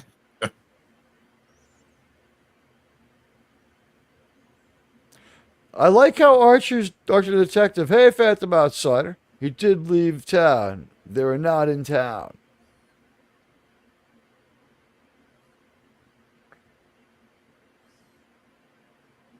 So 300 years ago, do you think these people were like pre-telegraph? Maybe they're pre-railroad? They could be from 1810, and now they've advanced to 1860 on their own. Yeah. Because they're all from like a jail.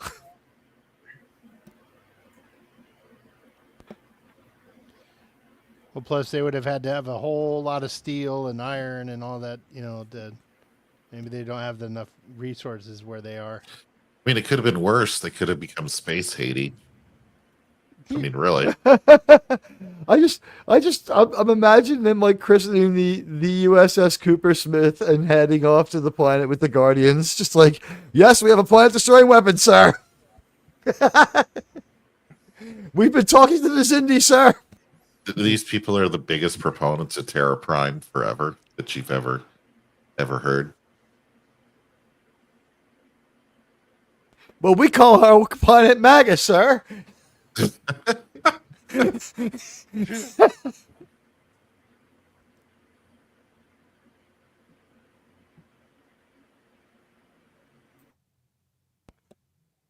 Cooper Smith, who's he? A patriot, sir?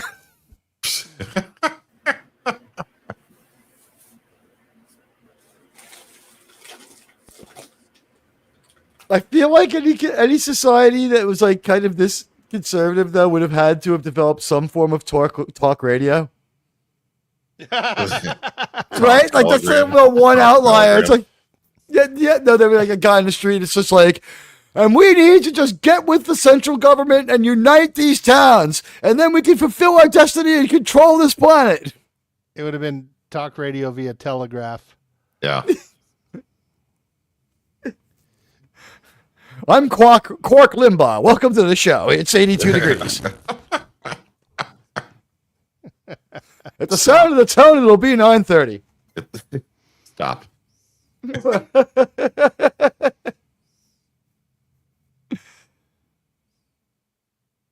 Booze is illegal on that planet? This Gagargan booze. Oh, that's right. Because I was going to say they have a bar. That's right. Yeah, this is 100. This is barrel proof. So what was going through my mind is like their tech level, and if they were trying to say they were from like the 1840s Great Awakening, because one thing that Radioactive figured out while we were watching 1883 was like the show should have been called 1843 because they could have taken the railroad right to where they were going from where they started. Well, they didn't. They chose fast travel yet. Sean, we went and we forensically investigated the money, and they actually chose to spend 10 times more money to lose everybody, and I mean everybody, in a death march around Houston, around Austin and Dallas for like the whole summer. They spend 6 episodes. Why does an archer just come out and say, "I've got a gun that is a beam of light"? I don't know why he feels he should follow the Vulcan suggestion and we're doing Prime Directive here, because these people know that there's another planet. They know that there's space travel. They've completely contaminated, and Prime we don't. Does not apply. Well, they're human anyway. They're not. I mean, right? They know this is technically a colony. This is a colony. He should just come out and be like, "So I'm from Earth." It would be interesting at the end of this episode to be like, I wonder what the other 11 habitable planets in the Rigel system are like.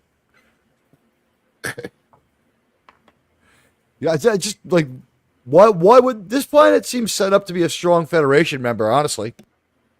Mm-hmm. Although, who knows, by the time of TOS, they still might not be ready, right?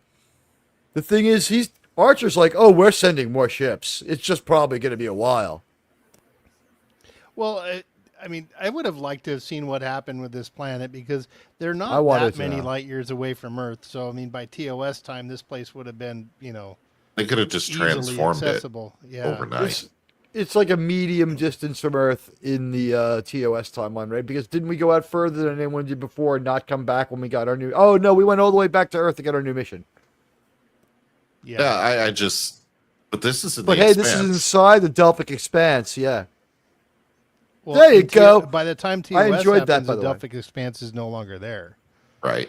They get rid of it. So they had Winchesters. Yeah, Daniel says something about the Delphic Expanse and the timeline that pissed me the fuck off. That didn't make any goddamn fucking sense.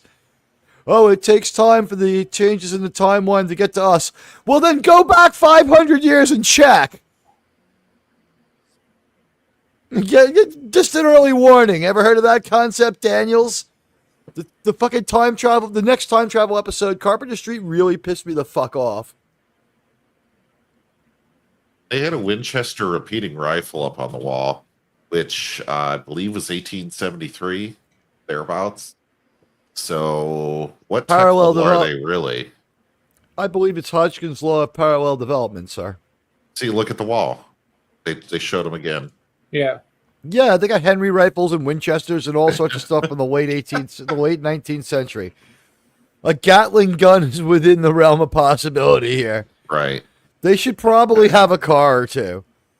I want a Henry Homesteader so bad. Yeah. Oh, they're You can beautiful. explain away. They don't have telegraphs. They don't have car. That would be something they don't really need if everyone on that planet lives within about 100 kilometers.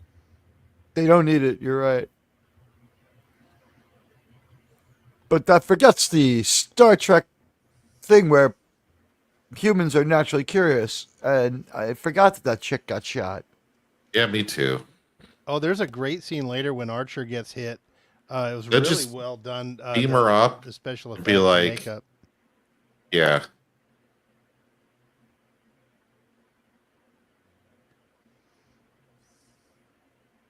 He's like, fuck these people and fuck the Prime Directive. That doesn't apply at all.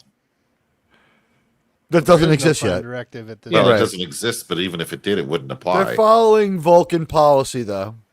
They're trying. They're bending away. They're from just it. trying to keep a low profile. Yeah. What do They we didn't want call to it? scare anybody off the bat. Now, keep in mind they're on this diversion instead of going after the Zindi weapon. That deputy was a dick, though, because Phantom Outsider was right. He did leave town. Oh, here we Ooh, go. yeah, I like Yeah, that. this is a great Yeah. shot. So a moment for the male straights. Little midriff there. Oh, and another one.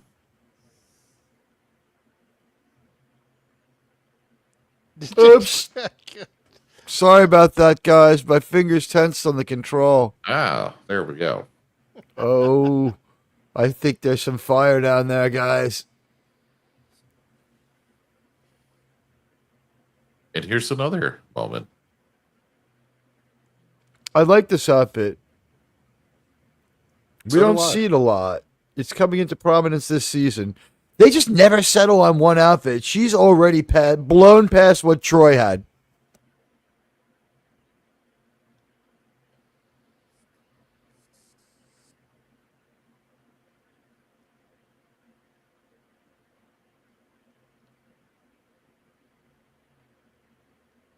Uh-oh.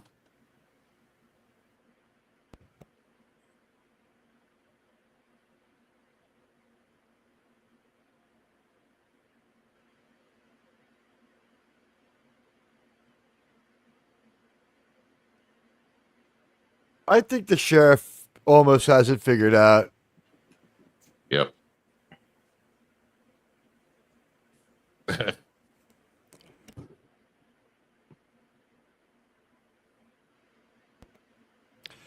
See, I feel like figuring out the little box would be pretty simple. I think they were pretty close to this. Yeah. He's talking into the box. You should be able to figure that out. Well, he has figured it out. Just the If sheriff's they're- trying to talk him out of it. If they're from when the gun says they're from, there's telephones already. Talking into a box. Talking into a box, babe. Is it an answering cervix? Oh. Ah!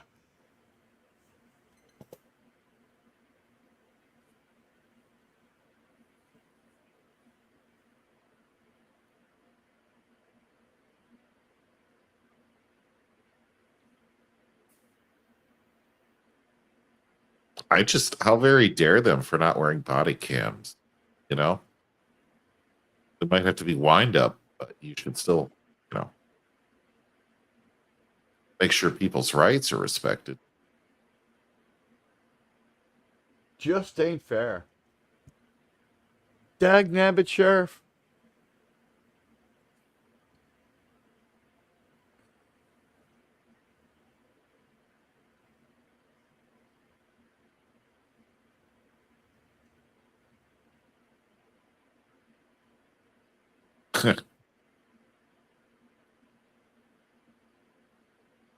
That's right. I just want to thank everybody who watches the show and follows the channel. The Star Trek Enterprise Twilight Conversation Upload video essay had 400 views this morning. It is at 681 right now. Thanks, guys. You're amazing. So he's like, yeah, we're going to tell them now what's up. And now they're not going to hide it, which I like this part. He's like, we're gonna flex and we're gonna show them how to fucking behave. They're not. They're gonna respect us. Exactly. He's had enough of their shit. It's like F these primitives. He's actually being a bit of a snob. Yeah. He can do it. Why not? Well, Gene Roddenberry had pointed out that Jim Kirk felt that most of humanity had evolved a half a step, and that maybe some people had evolved a step further beyond him, and that those people had evolved in the wrong direction, and that He most brings people... the Makos. Oh yeah, we with the most clear long weapons in the ship.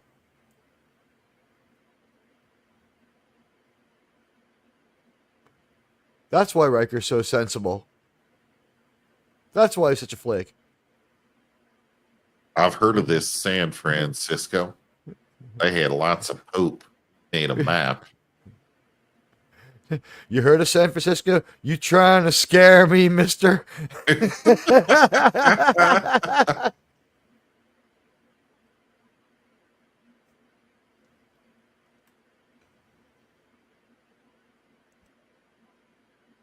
They should have brought Trip down. Be like, I'm from Florida. And they'd be like, so we've heard of your kind. think about it. That's this planet's fate. They just want to leave. Yeah. So this planet's going to be abandoned by TOS time. Probably. Or just set up as a proper colony. Actually, if they're like, this will give you all the fresh water you want, sirs, they might all of a sudden.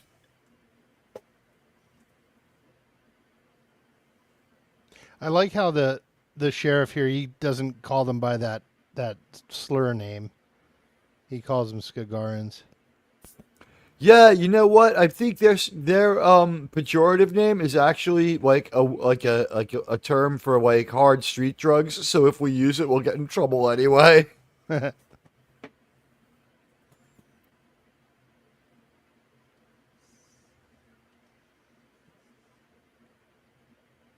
Yeah, okay, we can talk about all that later. Now they're getting a laying out the little case annoyed. about why people are going to stay. See, here's the thing. It's like, maybe we just stay here on MAGA 6 then. Mega 6. Maybe you should get out of Trump Town right now, mister. What do you call... That's a beautiful building at the center of your town, sir. What do you call it? Trump Tower? Why? Why do you... Doesn't every town have a Trump Tower, sir? Well, no, some have a Trump casino center. We got a law here that says the bigliest building in town's got to be a Trump Tower. Oh! By the way, we get a gory gunshot here on... someone's going to get shot soon, and Sir, that it'll was be a so fairly controversial. realistic gunshot. Sir. Oh, sir. I like this gunfight a lot. We're gonna have it out with You brought the the Cowboys. Britishman. You brought this Brit into it. You know what? I He's like going to go it all in- Zulu warrior, like, that whole movie on this thing. I like what Reed does here when he's surveying the situation. He gets the guys that are up high first. It's a cool. I noticed it. It was like an obvious tactical decision that he made. They utilized the like. There's probably an action show filming, and they were just like, "Can we get a couple of days out of your military advisor, and we'll pay him." Because the engagement makes sense. Let's go back in the shuttle pod and fire the phasers at all the buildings, level them. It's like, just like I would love to see Archer on the on his communicator, just be like, "All right, Trip, strafe the place with the Colonel Green." Booyah. I would just say I think I could have pulled that shot off without the Mako scope. Right, exactly. Well, probably. Watch the beam colors, because we're going to change the intensity here. We have always had the beams be this color, haven't we?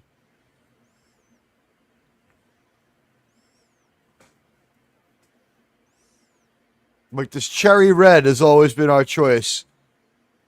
Is there also like a yellow? Not more for the an orange humans. here. Oh, here's a good shot when Archer gets hit in the shoulder. It's a really good. He's going to change. practical He's going to watch. effect. He just changed the intensity, and the color stayed the same. But I think he turned it maybe up. There, he changed it back to stun. He just turned it up to full. There it is, right there. That was a great. Oh, effect. Except that he has no entrance wound. Yeah, And he would be great. That it was bloody and It was great. and the fight here. I love how he just doesn't use his arm, and he goes fully left-handed in this scene. It's really well choreographed. I think they're trying to copy a shot from High Noon, but I'm not positive. I don't think he would be fighting him with that shoulder wound, but okay. Would they have an adrenaline can do some Ivanka crazy hotel shit. in the center of town? That's the name of the casino, the Ivanka. Where are you from, stranger? Barrentown.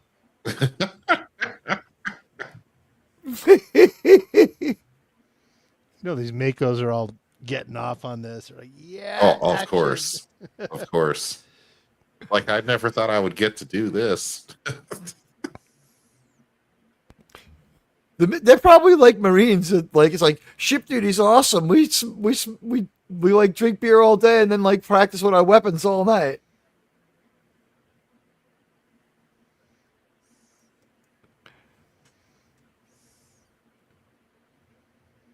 And Reed's just trying to get rid of them so he can take advantage of the ball. We know what he thinks. Shuttle Pod 1 is where he's expressed Nice his bum. thoughts, and it's right Nice there. bum. Yeah. He's going to bring her inside of Shuttle Pod 1 and have his way. That was a dangerous stunt right there. That really was. When they rolled under that horse. Whoa. It's a real horse. That is a Now it is. well-trained What- horse for sure. Was it a real horse when they rolled under it? Yeah. Wow. It was real.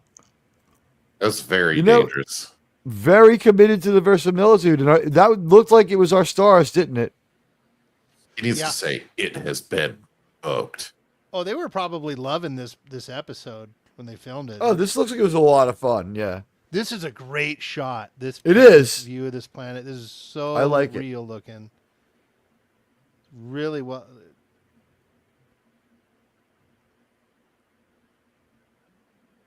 By the way, I saw how flat and hot your stomach is. Do you want to make sex before you go back down there? We're both human. Let's make a 1/8 Gagarin. Yeah, right. You could say he could say he's a descendant of Jonathan Archer from New York. They should drop you these imagine if people he off on planet Ireland. It would be even funnier if he was like a regional Don't jerk. you like Like girls? if Archer was a regional jerk, it's like when he was like, "I'm from upstate New York. Is anyone here from there?" And like, no. It's like, well, that explains your tech level. Right?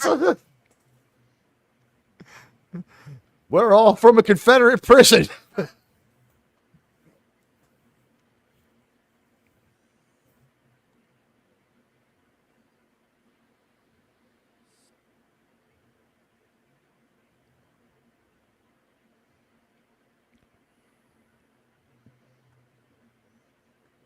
That's right.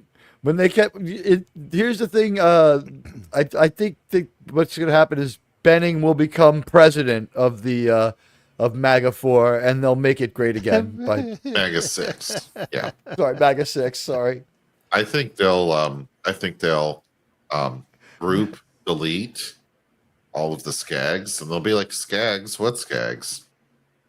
MAGA's an interesting system. Only planets 4 and 6 are habitable. Planet 5's got robots on it. Well, MAGA 5 exploded 6 months later.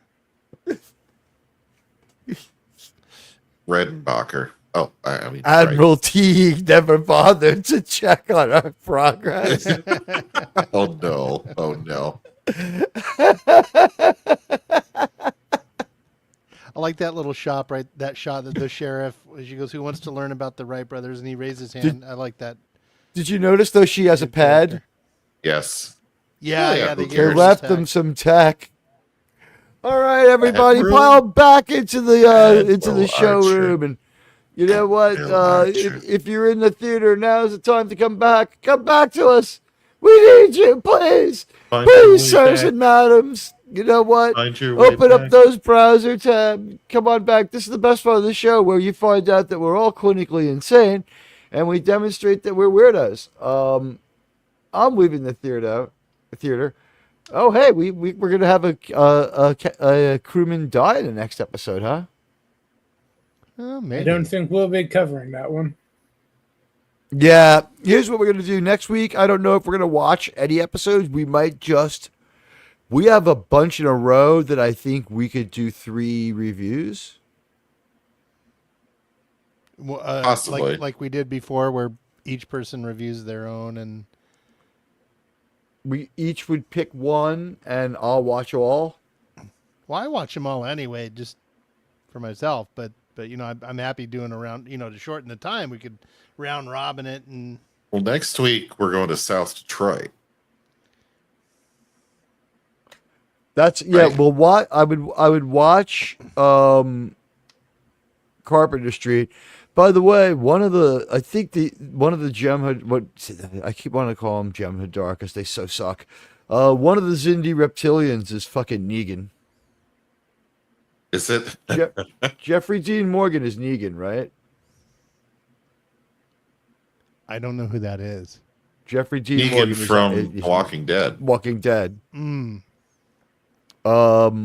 Jeffrey Dean Morgan's pretty good at it. He's also the comedian in Zack Snyder's masterpiece, Watchmen, which is the one good Zack Snyder movie aside from 300.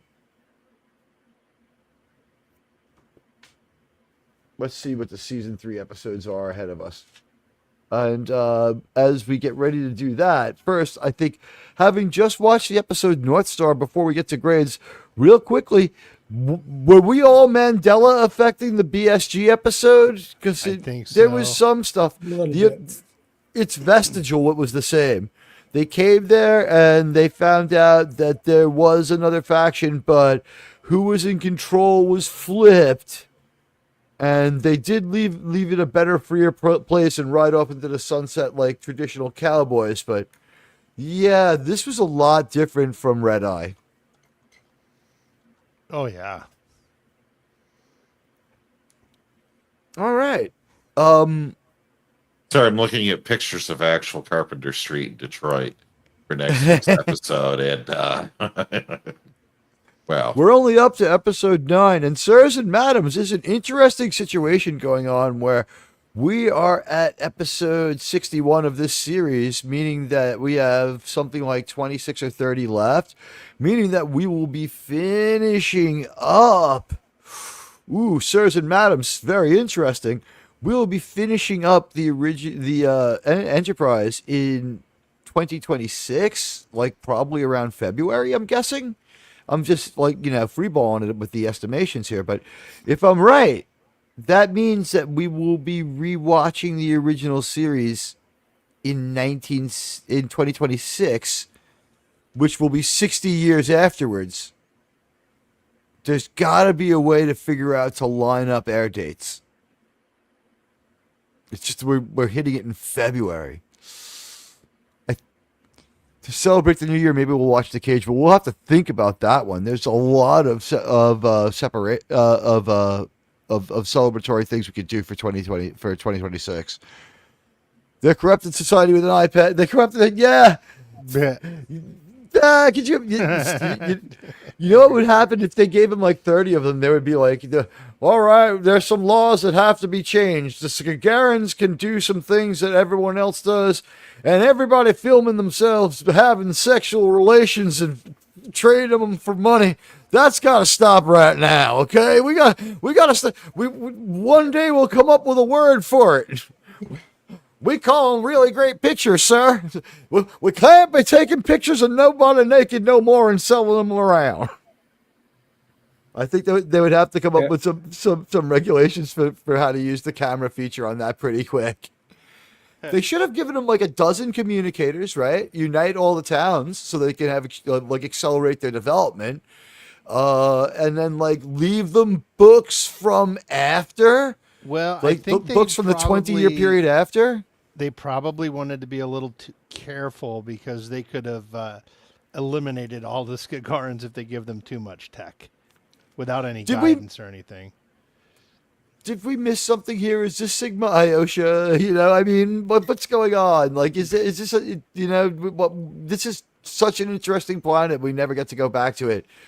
And like I said, I think they're a natural rival to the planet with all the Guardians. But that was it. We just watched the episode of Star Trek Enterprise North Star. It turned out that there's like not much to be said about how similar it is to the Battlestar Galactica episode. It's not similar at all. It's just that Hollywood makes the sci-fi shows in the same place it made the westerns, and the sets were there, and they're like, damn it, we're going to figure out a way to have an old West-like society, work into our sci-fi show. And we've seen it in more than just one. I think Buck Rogers funds an old West-like town too, doesn't he? It's an old sci-fi trope. Yeah. Everyone runs into a Western town. The thing is, it's not counter-logical. One, we're used to seeing cowboys, and two, it's like a level of autonomy we could believe in. But like, let's go ahead and go around the horn, and let's talk about the episode Twilight. We just watched it, and let's give everyone a chance. Twilight is episode, I think, 9 of season 3. I'm sorry, I'm getting retarded. Guys, we just watched season 3, episode 9. Time traveled back a week, folks. Don't worry, he's did. Here. I'm excited.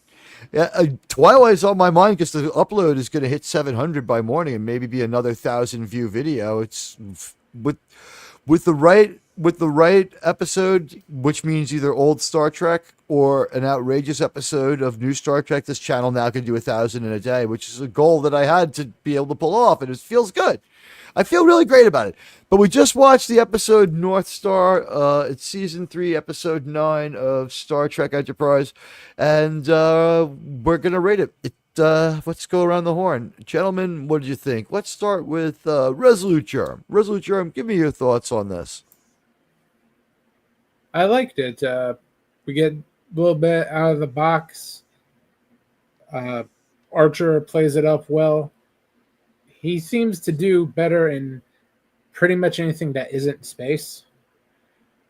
So you just throw him in there, and he's a lot more natural. We didn't get a lot of the side crew, but frankly, that's a good thing. And the story was very well written. So I gave it an A.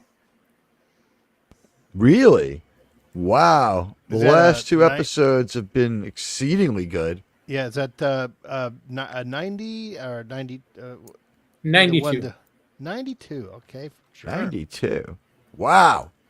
And Sir. The Outsider has a good point here. As I was saying, he said the humans were kidnapped from a wagon train, and on the TV show Wagon Train, a character was named Cooper Smith. I did not know that. Ooh.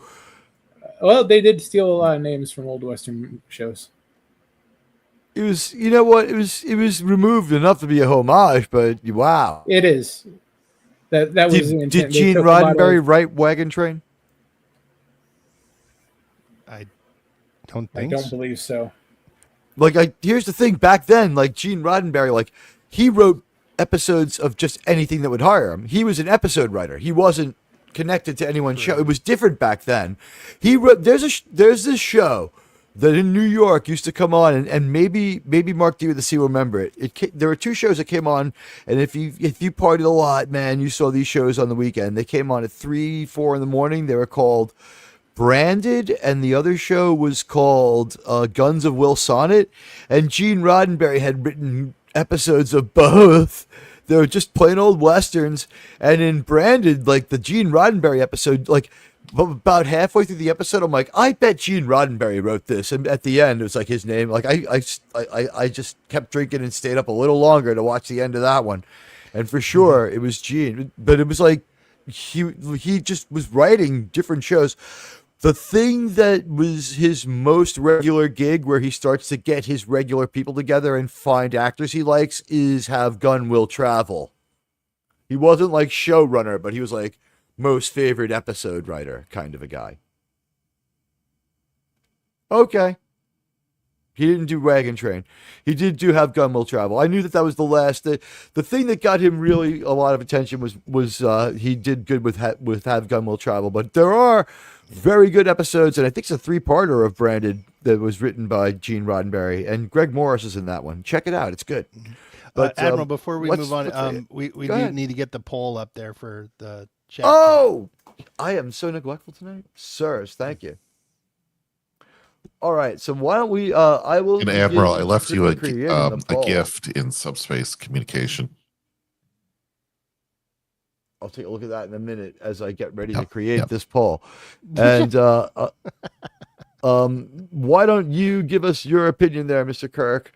You just watched the episode. What did you think of North Star, JT? Yeah, so North Star is honestly not one of my favorite episodes of Enterprise. Is it a bad episode? No. I think it's the only real way that they get a Western in on Star Trek.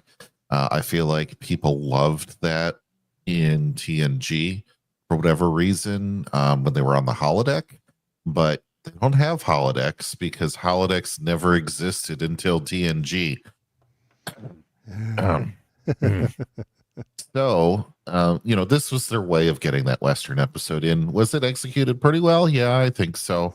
I didn't really like how bare a lot of the sets were. I thought that too much had to happen in this episode all at once near the end to get them to where they needed to be to finish everything off.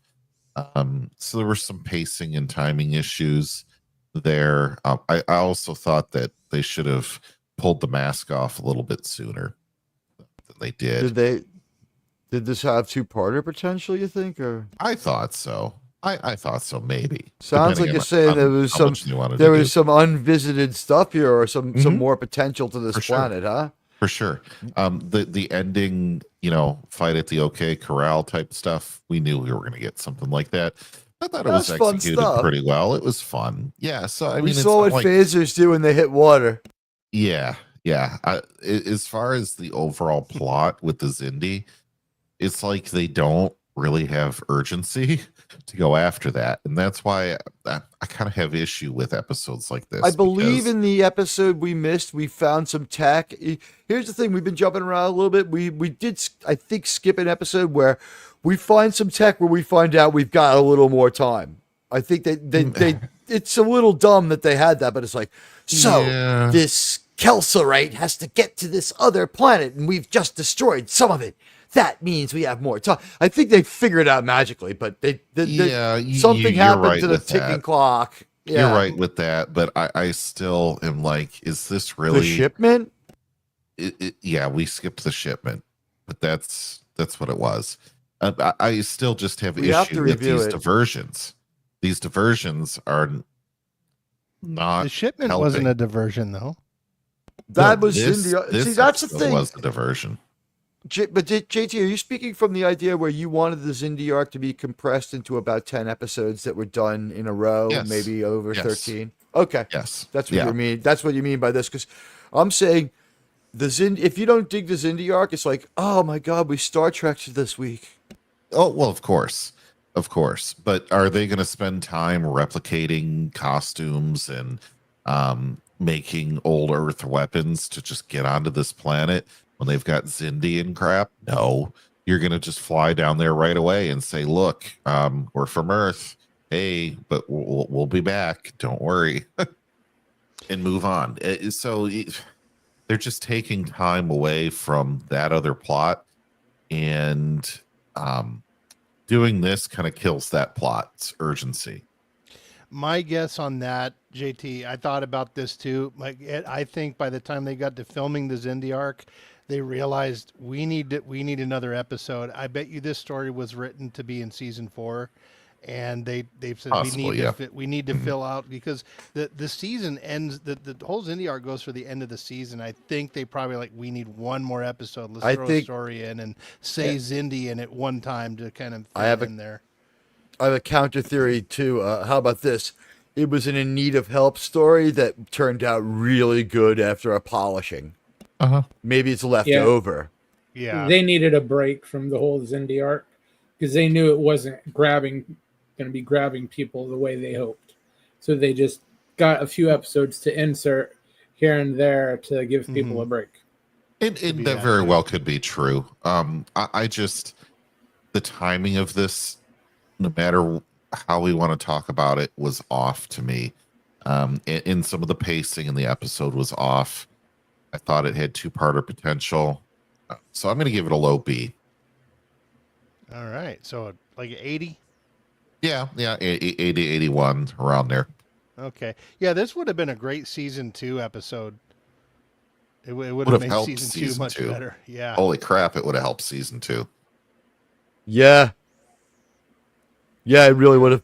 I feel like this episode seemed like it was almost done, but they're like, "Oh, we have to do another dumb side quest that's not as worthy as this one, or this script still needs some more work." Like that could happen. Like there were scripts that were, it was like almost done, but like this week we're feeling it more for this one. We get a better feel for this story. Go ahead. Here's another thought too that's very plausible is that this episode was shot entirely on location, and it costs a lot of money to do that. And they may not have had the budget in seasons 1 and 2, but they had the story written, and they're like, okay, let's save this one till we get a better budget, and we can go actually take the entire crew on location, because they had to get out of Hollywood to do this. Well, only some of the crew go on location, but you're right. Oh, well, you mean their filming crew? Yes. Yeah, the filming crew and cast and get everyone out there, and it's a heavily wardrobed and prop episode. This episode was not cheap. Well, I'm just impressed that everybody got away safely, because what I've seen from the Baldwin crew is that accidents happen. So you know what, I up my score to an 85. Full on B, just for the miracle of everybody making it out okay. Which trailers are they showing over on TrekCore, Kimberly? And it's good to see you. Hey, Kimberly. There's been a bunch of trailers and a lot of stuff just out there. Some of it ridiculous. I can't imagine the puppet show's allowed to go on. That to me seems like absolute blackmail to get him out of there. It's like, I'll put on a puppet show, you mother. It's like that. It seems like spite. The puppet show seems like spite. All right, I'm sorry. Let's not get too sidetracked. I had to shit on Baldwin. Sorry, guys. Yeah, no problem. You don't never pass up a Baldwin joke. You know what? A revolving cylinder gathers no rust. Sean, what did you think? We just watched North Star. What did you think? I give this a 93. I'm giving it an A.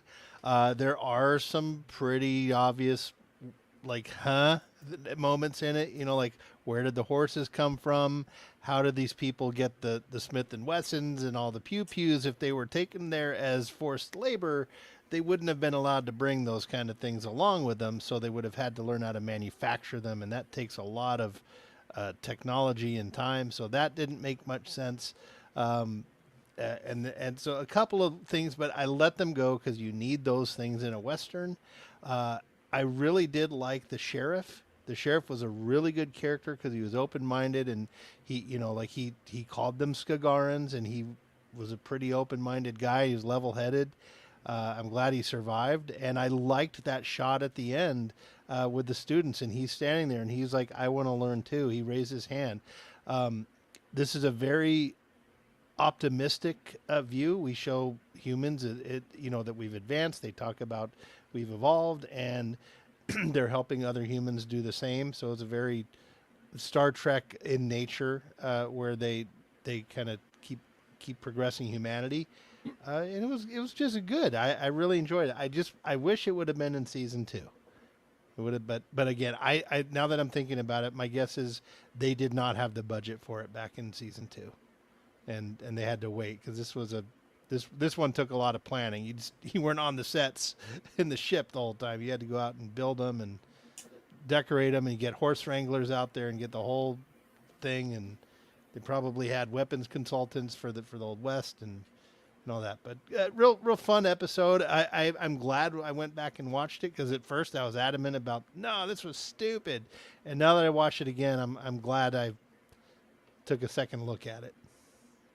So 93. Yeah, I was surprised when Sean DM'd me and said that this was the one we were that he felt most strongly needed to be done. So, all right, Sean gives it a 93 by an A by all means. All right, so that brings it to me, your buddy the Admiral. Well, I had a good time watching this episode. I found it really entertaining and immersive.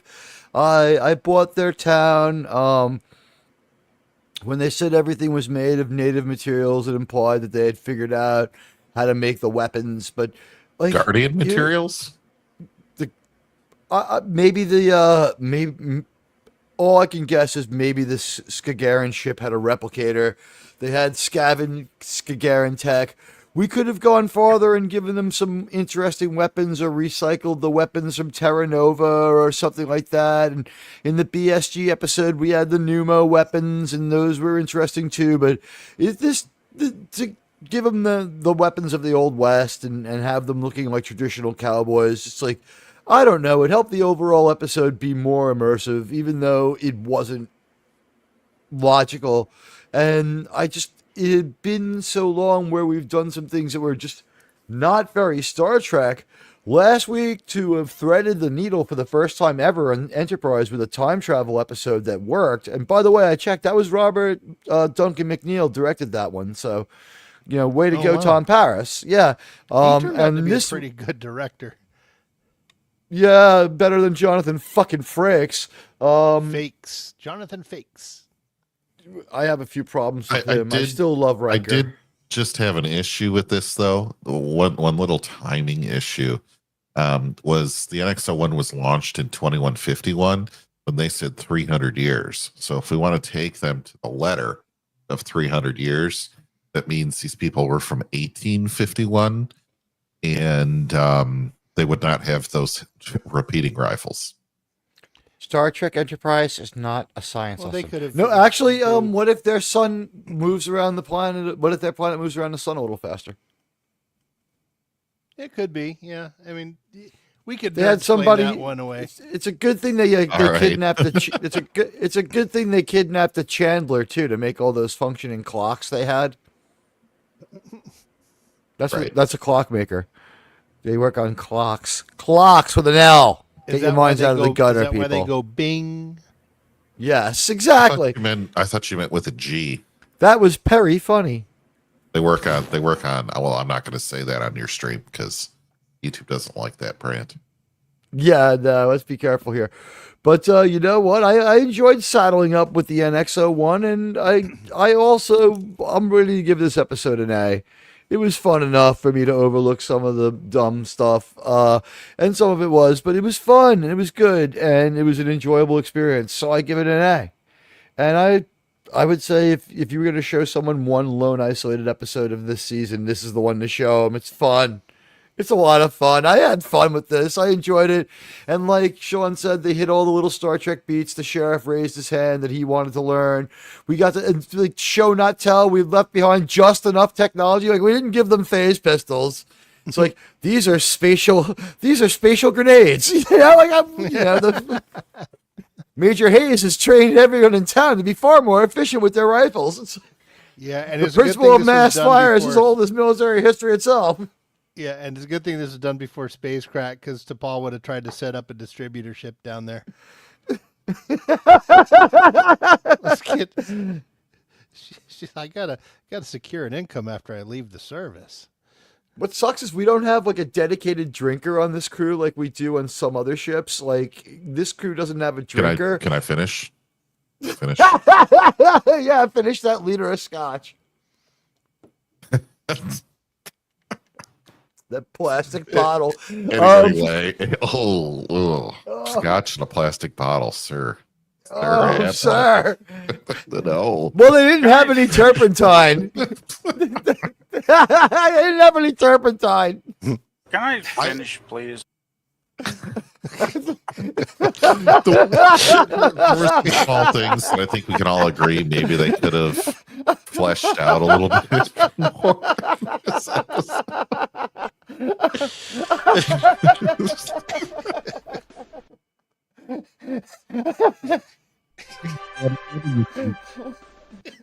All right. Other westerns. I would have loved to have seen them playing a piano in the saloon at a certain point. Laugh like that You in a know, while. small things like that. One more time. One more time. Can I finish, please? What does God need with a starship? Beam him away, maximum dispersal. Where did you beam it, sir? Nowhere. That was the stupidest. That was Scotty All right. R37. That was Naughty R37. Naughty R37. Yeah, all right. I think now that we're done taking cracks at the other show, let's have our welcome to the fucking SNW cope session. Oh my God! This week we saw one of the stupidest fucking things I've ever seen. They're getting worse every week. It's accelerating. I disagree. I think it wasn't as bad as the week before, but I mean, this is worse than episode 5. Episode 5 is the best episode in season 3. I think we'll find that's true. Well, nothing happened. Nothing happened. Right. I liked when that guy went berserk for no reason and ran straight towards the door, and that laser beam just turned him into ash. You saw it coming a mile away. It's this show. It's like this is like the most vain game of Dungeons and Dragons. You can't get anybody like killed. We bring in someone out of nowhere to fridge him. I got destroyed on Reddit because I said he was fridged, and like it could only be said about a female character. Somebody who called themselves Balthasar Edison was their fucking Star Trek was their Reddit handle. From a fucking piece of shit movie. 5 combines the best things that they ripped off, which was the Event Horizon and Indiana Jones. And for that reason, I think it's the best episode. I like the part where they used baseball player eye black on his eyes, and he merely squinted to pretend that his eyes had been gouged out. We got another eye event this week, people. Germ, you missed the eye event. So Alex Kurtzman's MO is to remove an eye in every single show that he does for Star Trek because for some reason he thinks people want to see that. And it was so poorly done. No pun intended. Can I finish, please? Sorry. Can I finish, please? Anyway, so I was driving please? Driving my car at night in the semi-driver. Like mysteries. Give me a bellyache and I got a beauty right now. So, Germ, the whole thing was the red shirt had his eyes removed because he was violating. He was a white shirt, you fucking istophobe. He was violating every rule of archaeology because this whole episode was 12-year-olds going and investigating things they didn't know anything about. And so he picks up Let's make something clear mentally. We have to stop here and make something clear. They send down their landing party of Enterprise crew members. They are all adults, all right? And they go to this fucking stupid effect. But they act like. Did 12. anybody miss a map? Did they have the maturity level of a 12-year-old? But we have to be careful here because like all these characters meet terrible fates. So like we have to go as fast as the dumbest AI. Plus, if I want to make an upload of this, true, we have to be really euphemistic. So otherwise, the red shirt picks up a hand grenade, and it deletes his eyes and only his eyes. And an eyes. It's not even a hand grenade. It's like it's an Old Spice bottle with an evil spirit's katra inside of it. Yes. So they put a meta VR headset over his eyes to regenerate his eyes. And the whole effect just looks so bad that they blatantly rip off was the Event thing Horizon. the dentist uses to whiten your teeth, or was it VR glasses? I don't even know. Yeah, survey's still out on that one. But I swear the only thing they didn't have him say was, "Where we're going, you don't need eyes to see." It was so, yeah, he gets possessed. He goes batshit. He starts acting like a lunatic and starts talking about demons, starts revealing facts about deceased family members of other people on the crew. You can read everybody's all exactly mind. like Event Horizon. And then at the end, and that was the charming part of the episode. Yeah, near the end, they just decide that even though there's no walkway there, that they're just going to start walking on it and take a leap of faith, just like Indiana Jones. That was perhaps to be the dumbest part of that whole display was the leap of faith from Indiana Jones and The Last Crusade. I was just like, really, really. You know, it was upsettingly stupid. All right, so this way I can retire putting chats on screen manually for a moment, and we'll just leave your chats up there. Admiral Sir, live chat. Yes, sir. Oh, not top. You need to go topless. Oh yeah, you're right. I made that. I thought I saw a way to make it default to live every time, but I was wrong. Wrong. We only have 5 votes. Get in there and participate in the chat. And if you haven't liked the stream, like it already. If you're coming through later, please give it a like. It looks like we're up to 20, so I really appreciate it. It's pretty late to have 6 people watching, but you know what? It's like early in California, so like tweet out that we're live. We're gonna be around for a little while longer. We got the Scott Bakula myth out of the way. We shot it down. It wasn't so great. It has more strength than most rumors, but what it is it's a pitch. It was a pitch that was rejected by Kurtzman, and they're going to try to pitch it again to Ellison. And if they want to do it, Scott Bakula will shrug and say, yeah, I'll take your money. Why not? To do West Wing in space, which would be an improvement on what we have now, but I don't particularly thirst for it. If it's not made by Alex Kurtzman, I'll give it a chance. But that there's nothing to that rumor. Star Trek Academy appears to have enough to have at least a trailer. There's a trailer worth of stuff. I don't think he was an honest dealer. I don't think there's enough of a show to be shown. I still say I'll believe it when I see it. One thing I don't remember seeing in the trailer was Tatiana Maslany, who's supposed to be in this, unless she's the they, them, Hadar. Has she been eating like crazy since She-Hulk? Don't know. Where do we she go? was never small.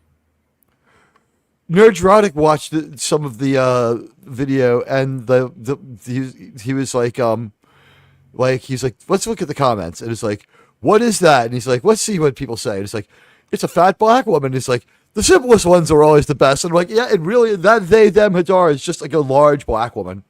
It's Nell Carter from Give Me a Break. I was like, I don't understand what is even going on in that show. And the idea that he's making young adult programming, Alex Kurtzman should not. He is so irresponsible, and he is such a his shows are so dark and violent and pointless and irresponsible. Does anyone think that one of these young people won't self-delete and another one won't die? Right? I mean, it's going to be horrible. And wow, 12 of you, thank you so much.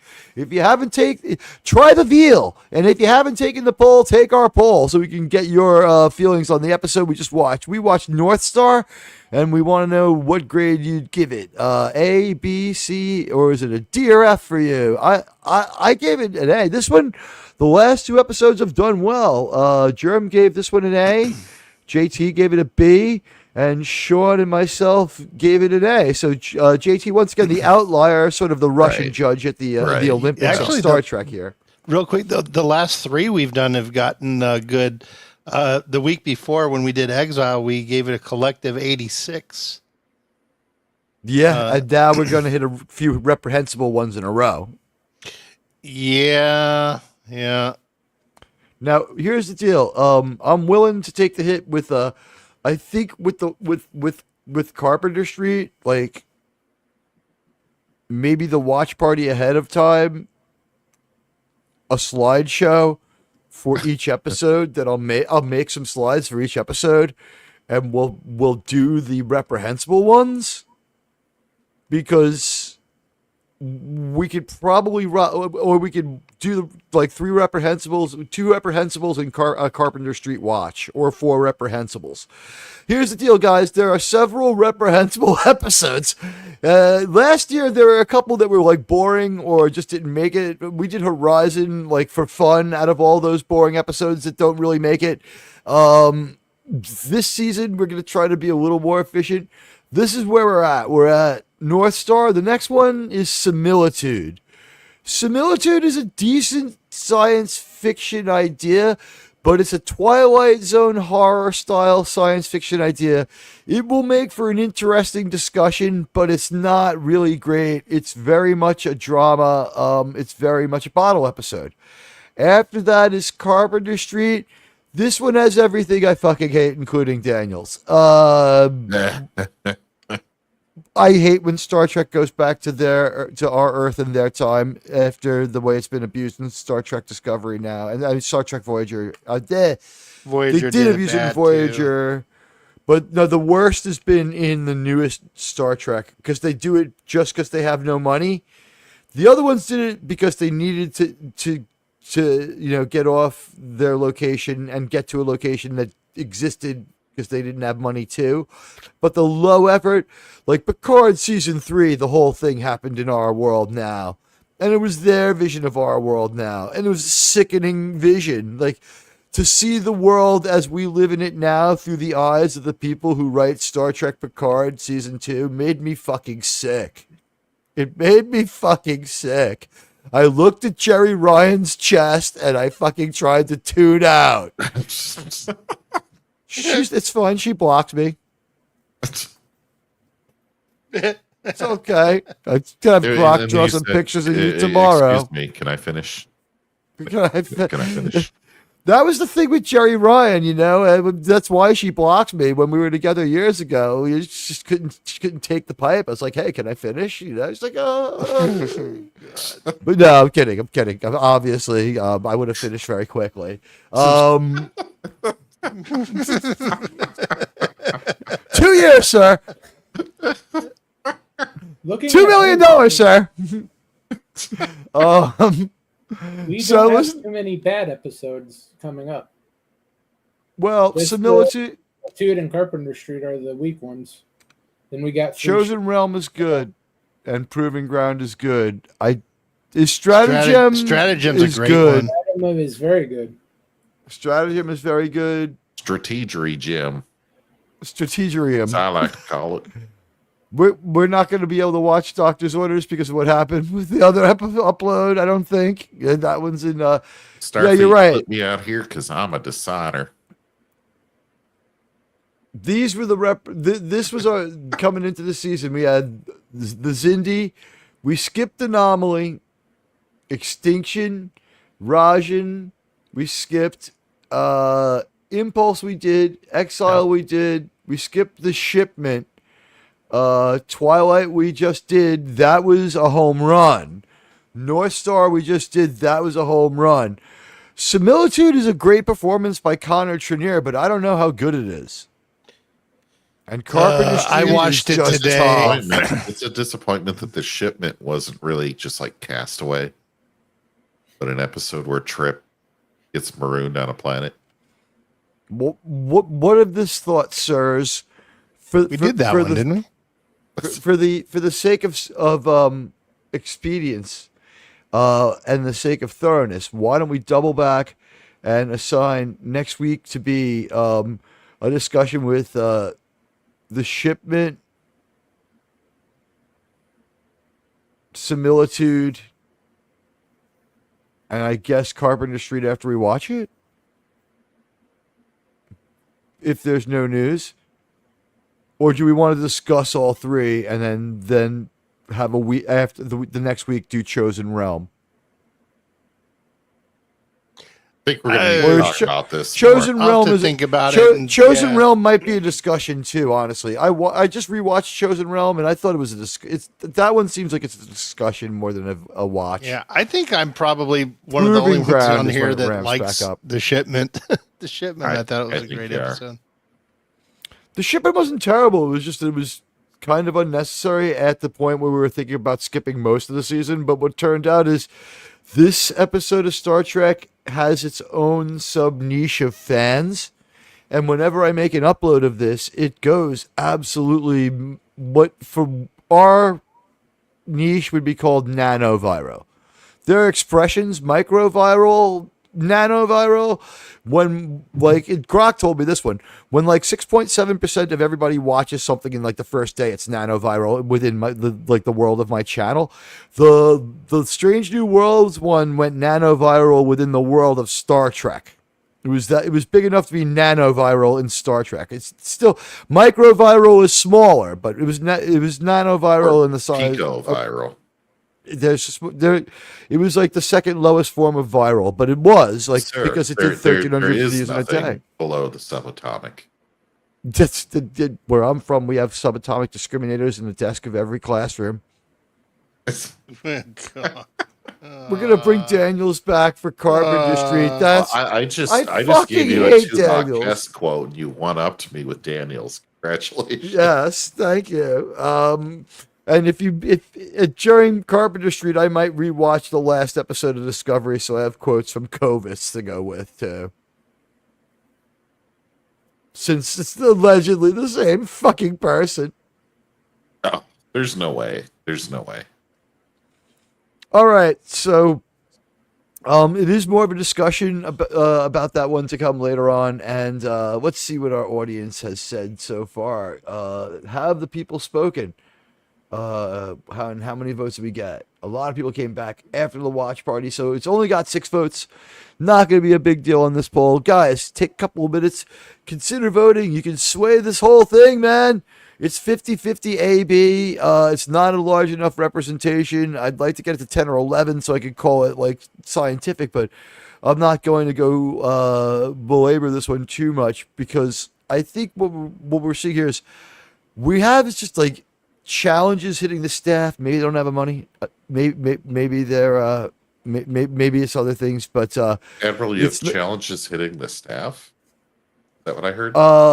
Yeah, as far as financial and the fact that they're just trying to masquerade the fact the show has no money.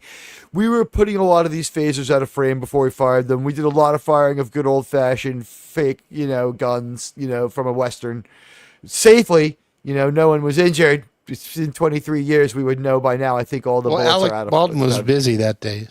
That's true. What was he doing that year? What was his movie in 2004? He spends large periods of time doing nothing at all. How was he fooled by a woman? Wait, was he probably doing 30 Rock at the time? Probably doing 30 Rock. That's what I think. Yeah. But I still can't believe. Hey, Daniel's Hot Topic is here. No. We're going to get one here. Admiral, look at this. It is topical. This is what he did in 2004. I just put it in chat. Oh, no. Oh, sir. You got to share that. I'm going to. Oh, sirs and madams, there's the very, very, very unfortunately titled and named Alec Baldwin movie in 2004. Sir, that was so controversial. Sir. Oh, sir. Can you imagine if one of these blonde chicks is the woman who got blown away by crazy, what's his name? The record producer is in jail. He should be pardoned. He's been in jail for like 15 years. He didn't mean to kill the woman from Fast Times at Ridgemont High. Trying to remember his name. Oh, Wall of Sound. Why am I blanking? Sonny Bono's mentor. Phil Spector. That was difficult. That was difficult. They say when you get old, your brain stops working, but I think my brain is like affected for a couple of days after every episode of New Trek. I am like dumber the next day. Like on Friday, I really can't do much.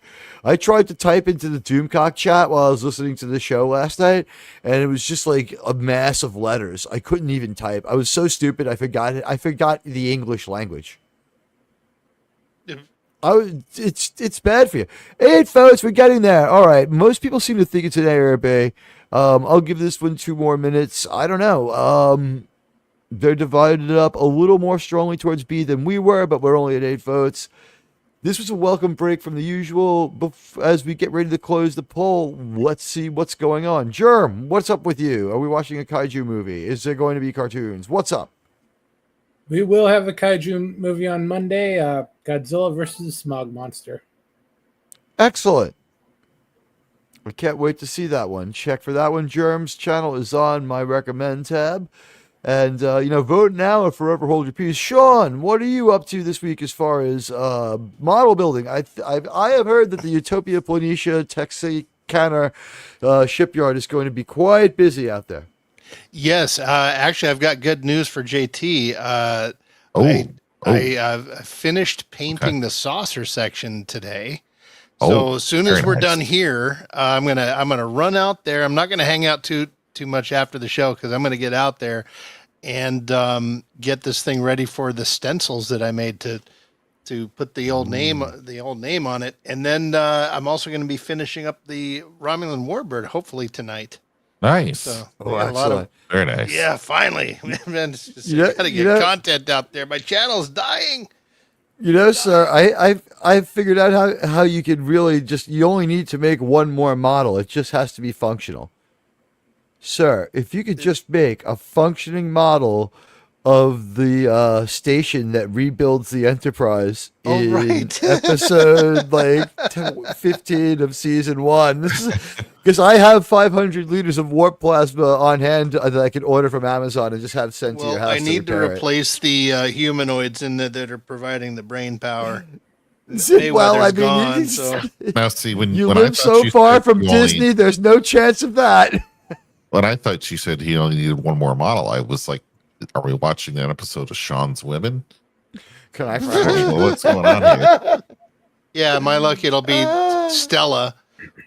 That's it. Oh my God, that is true. And a role he has shared with Rosie O'Donnell as she was the Cat in the Hat on Broadway for Seussical the Musical. No. Seussical the Musical is an idea that on paper should have worked. I have no appetite to see it myself, but if you told me hey, they're going to do this, I'd be like, makes sense. I don't know why that fucking imploded. That must have been one horrific visualization because you figure some tourists would come in and just go see it. All right, everybody, 10 votes. It's scientifically viable enough. 1 Mississippi, 2 Mississippi. Pause for prawn. And 3, 2, 1. I've ended the poll. It looks like everybody's pretty satisfied. Hey, what's going on, Jacob Ironside? It's nice to see you, my friend. And we've got what grade do you give North Star? B from 60% of our audience, A from 30% of our audience, C from 10% of our audience. D, F did not happen. There was no dissatisfaction with this. And once again, I'll be back on Tuesday. And also, I just from the bottom of my heart, thank everybody for making the episode, the upload for Enterprise Twilight such a success. And before you go, if you're here now, do me a favor, hit the pinned post has my my Enterprise video for my Star Trek video for Strange New Worlds, of calling them out and giving it to them and telling it like it is. If you could give that one a like and just even an emoji comment right now to fuel it a little further. The fact of the matter is there's no interest in Strange New Worlds this week, and it was a day late because I had to decopyrightify it. So a lot of views lost there on that one, and always a little bit challenged for likes. So I really do need that from you if you do it for me. I would super appreciate it from the bottom of my heart. It means a lot. It would get that re-engaged and get that to a decent number. And also on Enterprise, I thank you. There'll be another upload for Enterprise this week. And there'll be a Landman upload for episode 1 soon. So we really love looking forward to doing that. Landman is a fun show. You guys are going to love when we become the Landman panel. And we're going to love when we become the Landman panel. Because you know what, guys, I got to tell you, I have all the episodes of Star Trek Discovery right here. And I can't wait to do with Star Trek Strange New Worlds what I'm about to do with this USB stick that I've loaded with every episode of Star Trek Discovery. Here.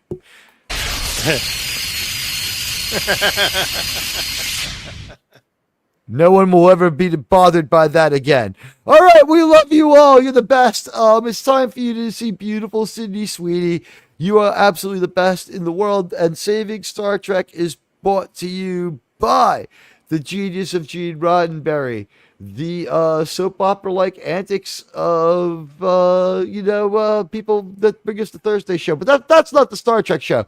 But it's also brought to you by viewers like you and the financial support of Radioactive, RRTNZ, Wes Cagle. I thank all of you for contributing to tonight's show and underwriting our watch party. I hope everybody enjoyed watching Star Trek Enterprise. Watch for another upload, and thanks again. Go and check out Enterprise after you help out Strange New Worlds. What can I tell you? The Wokies really hate this one. They fucking hate me on Reddit on this one. They called me all sorts of great names. Maybe I'll share a screenshot. Anyway, I love you all, and you have certainly absolutely earned a look at beautiful Sydney Sweeney. Sydney, take us out of here. Play us out. What? Bye.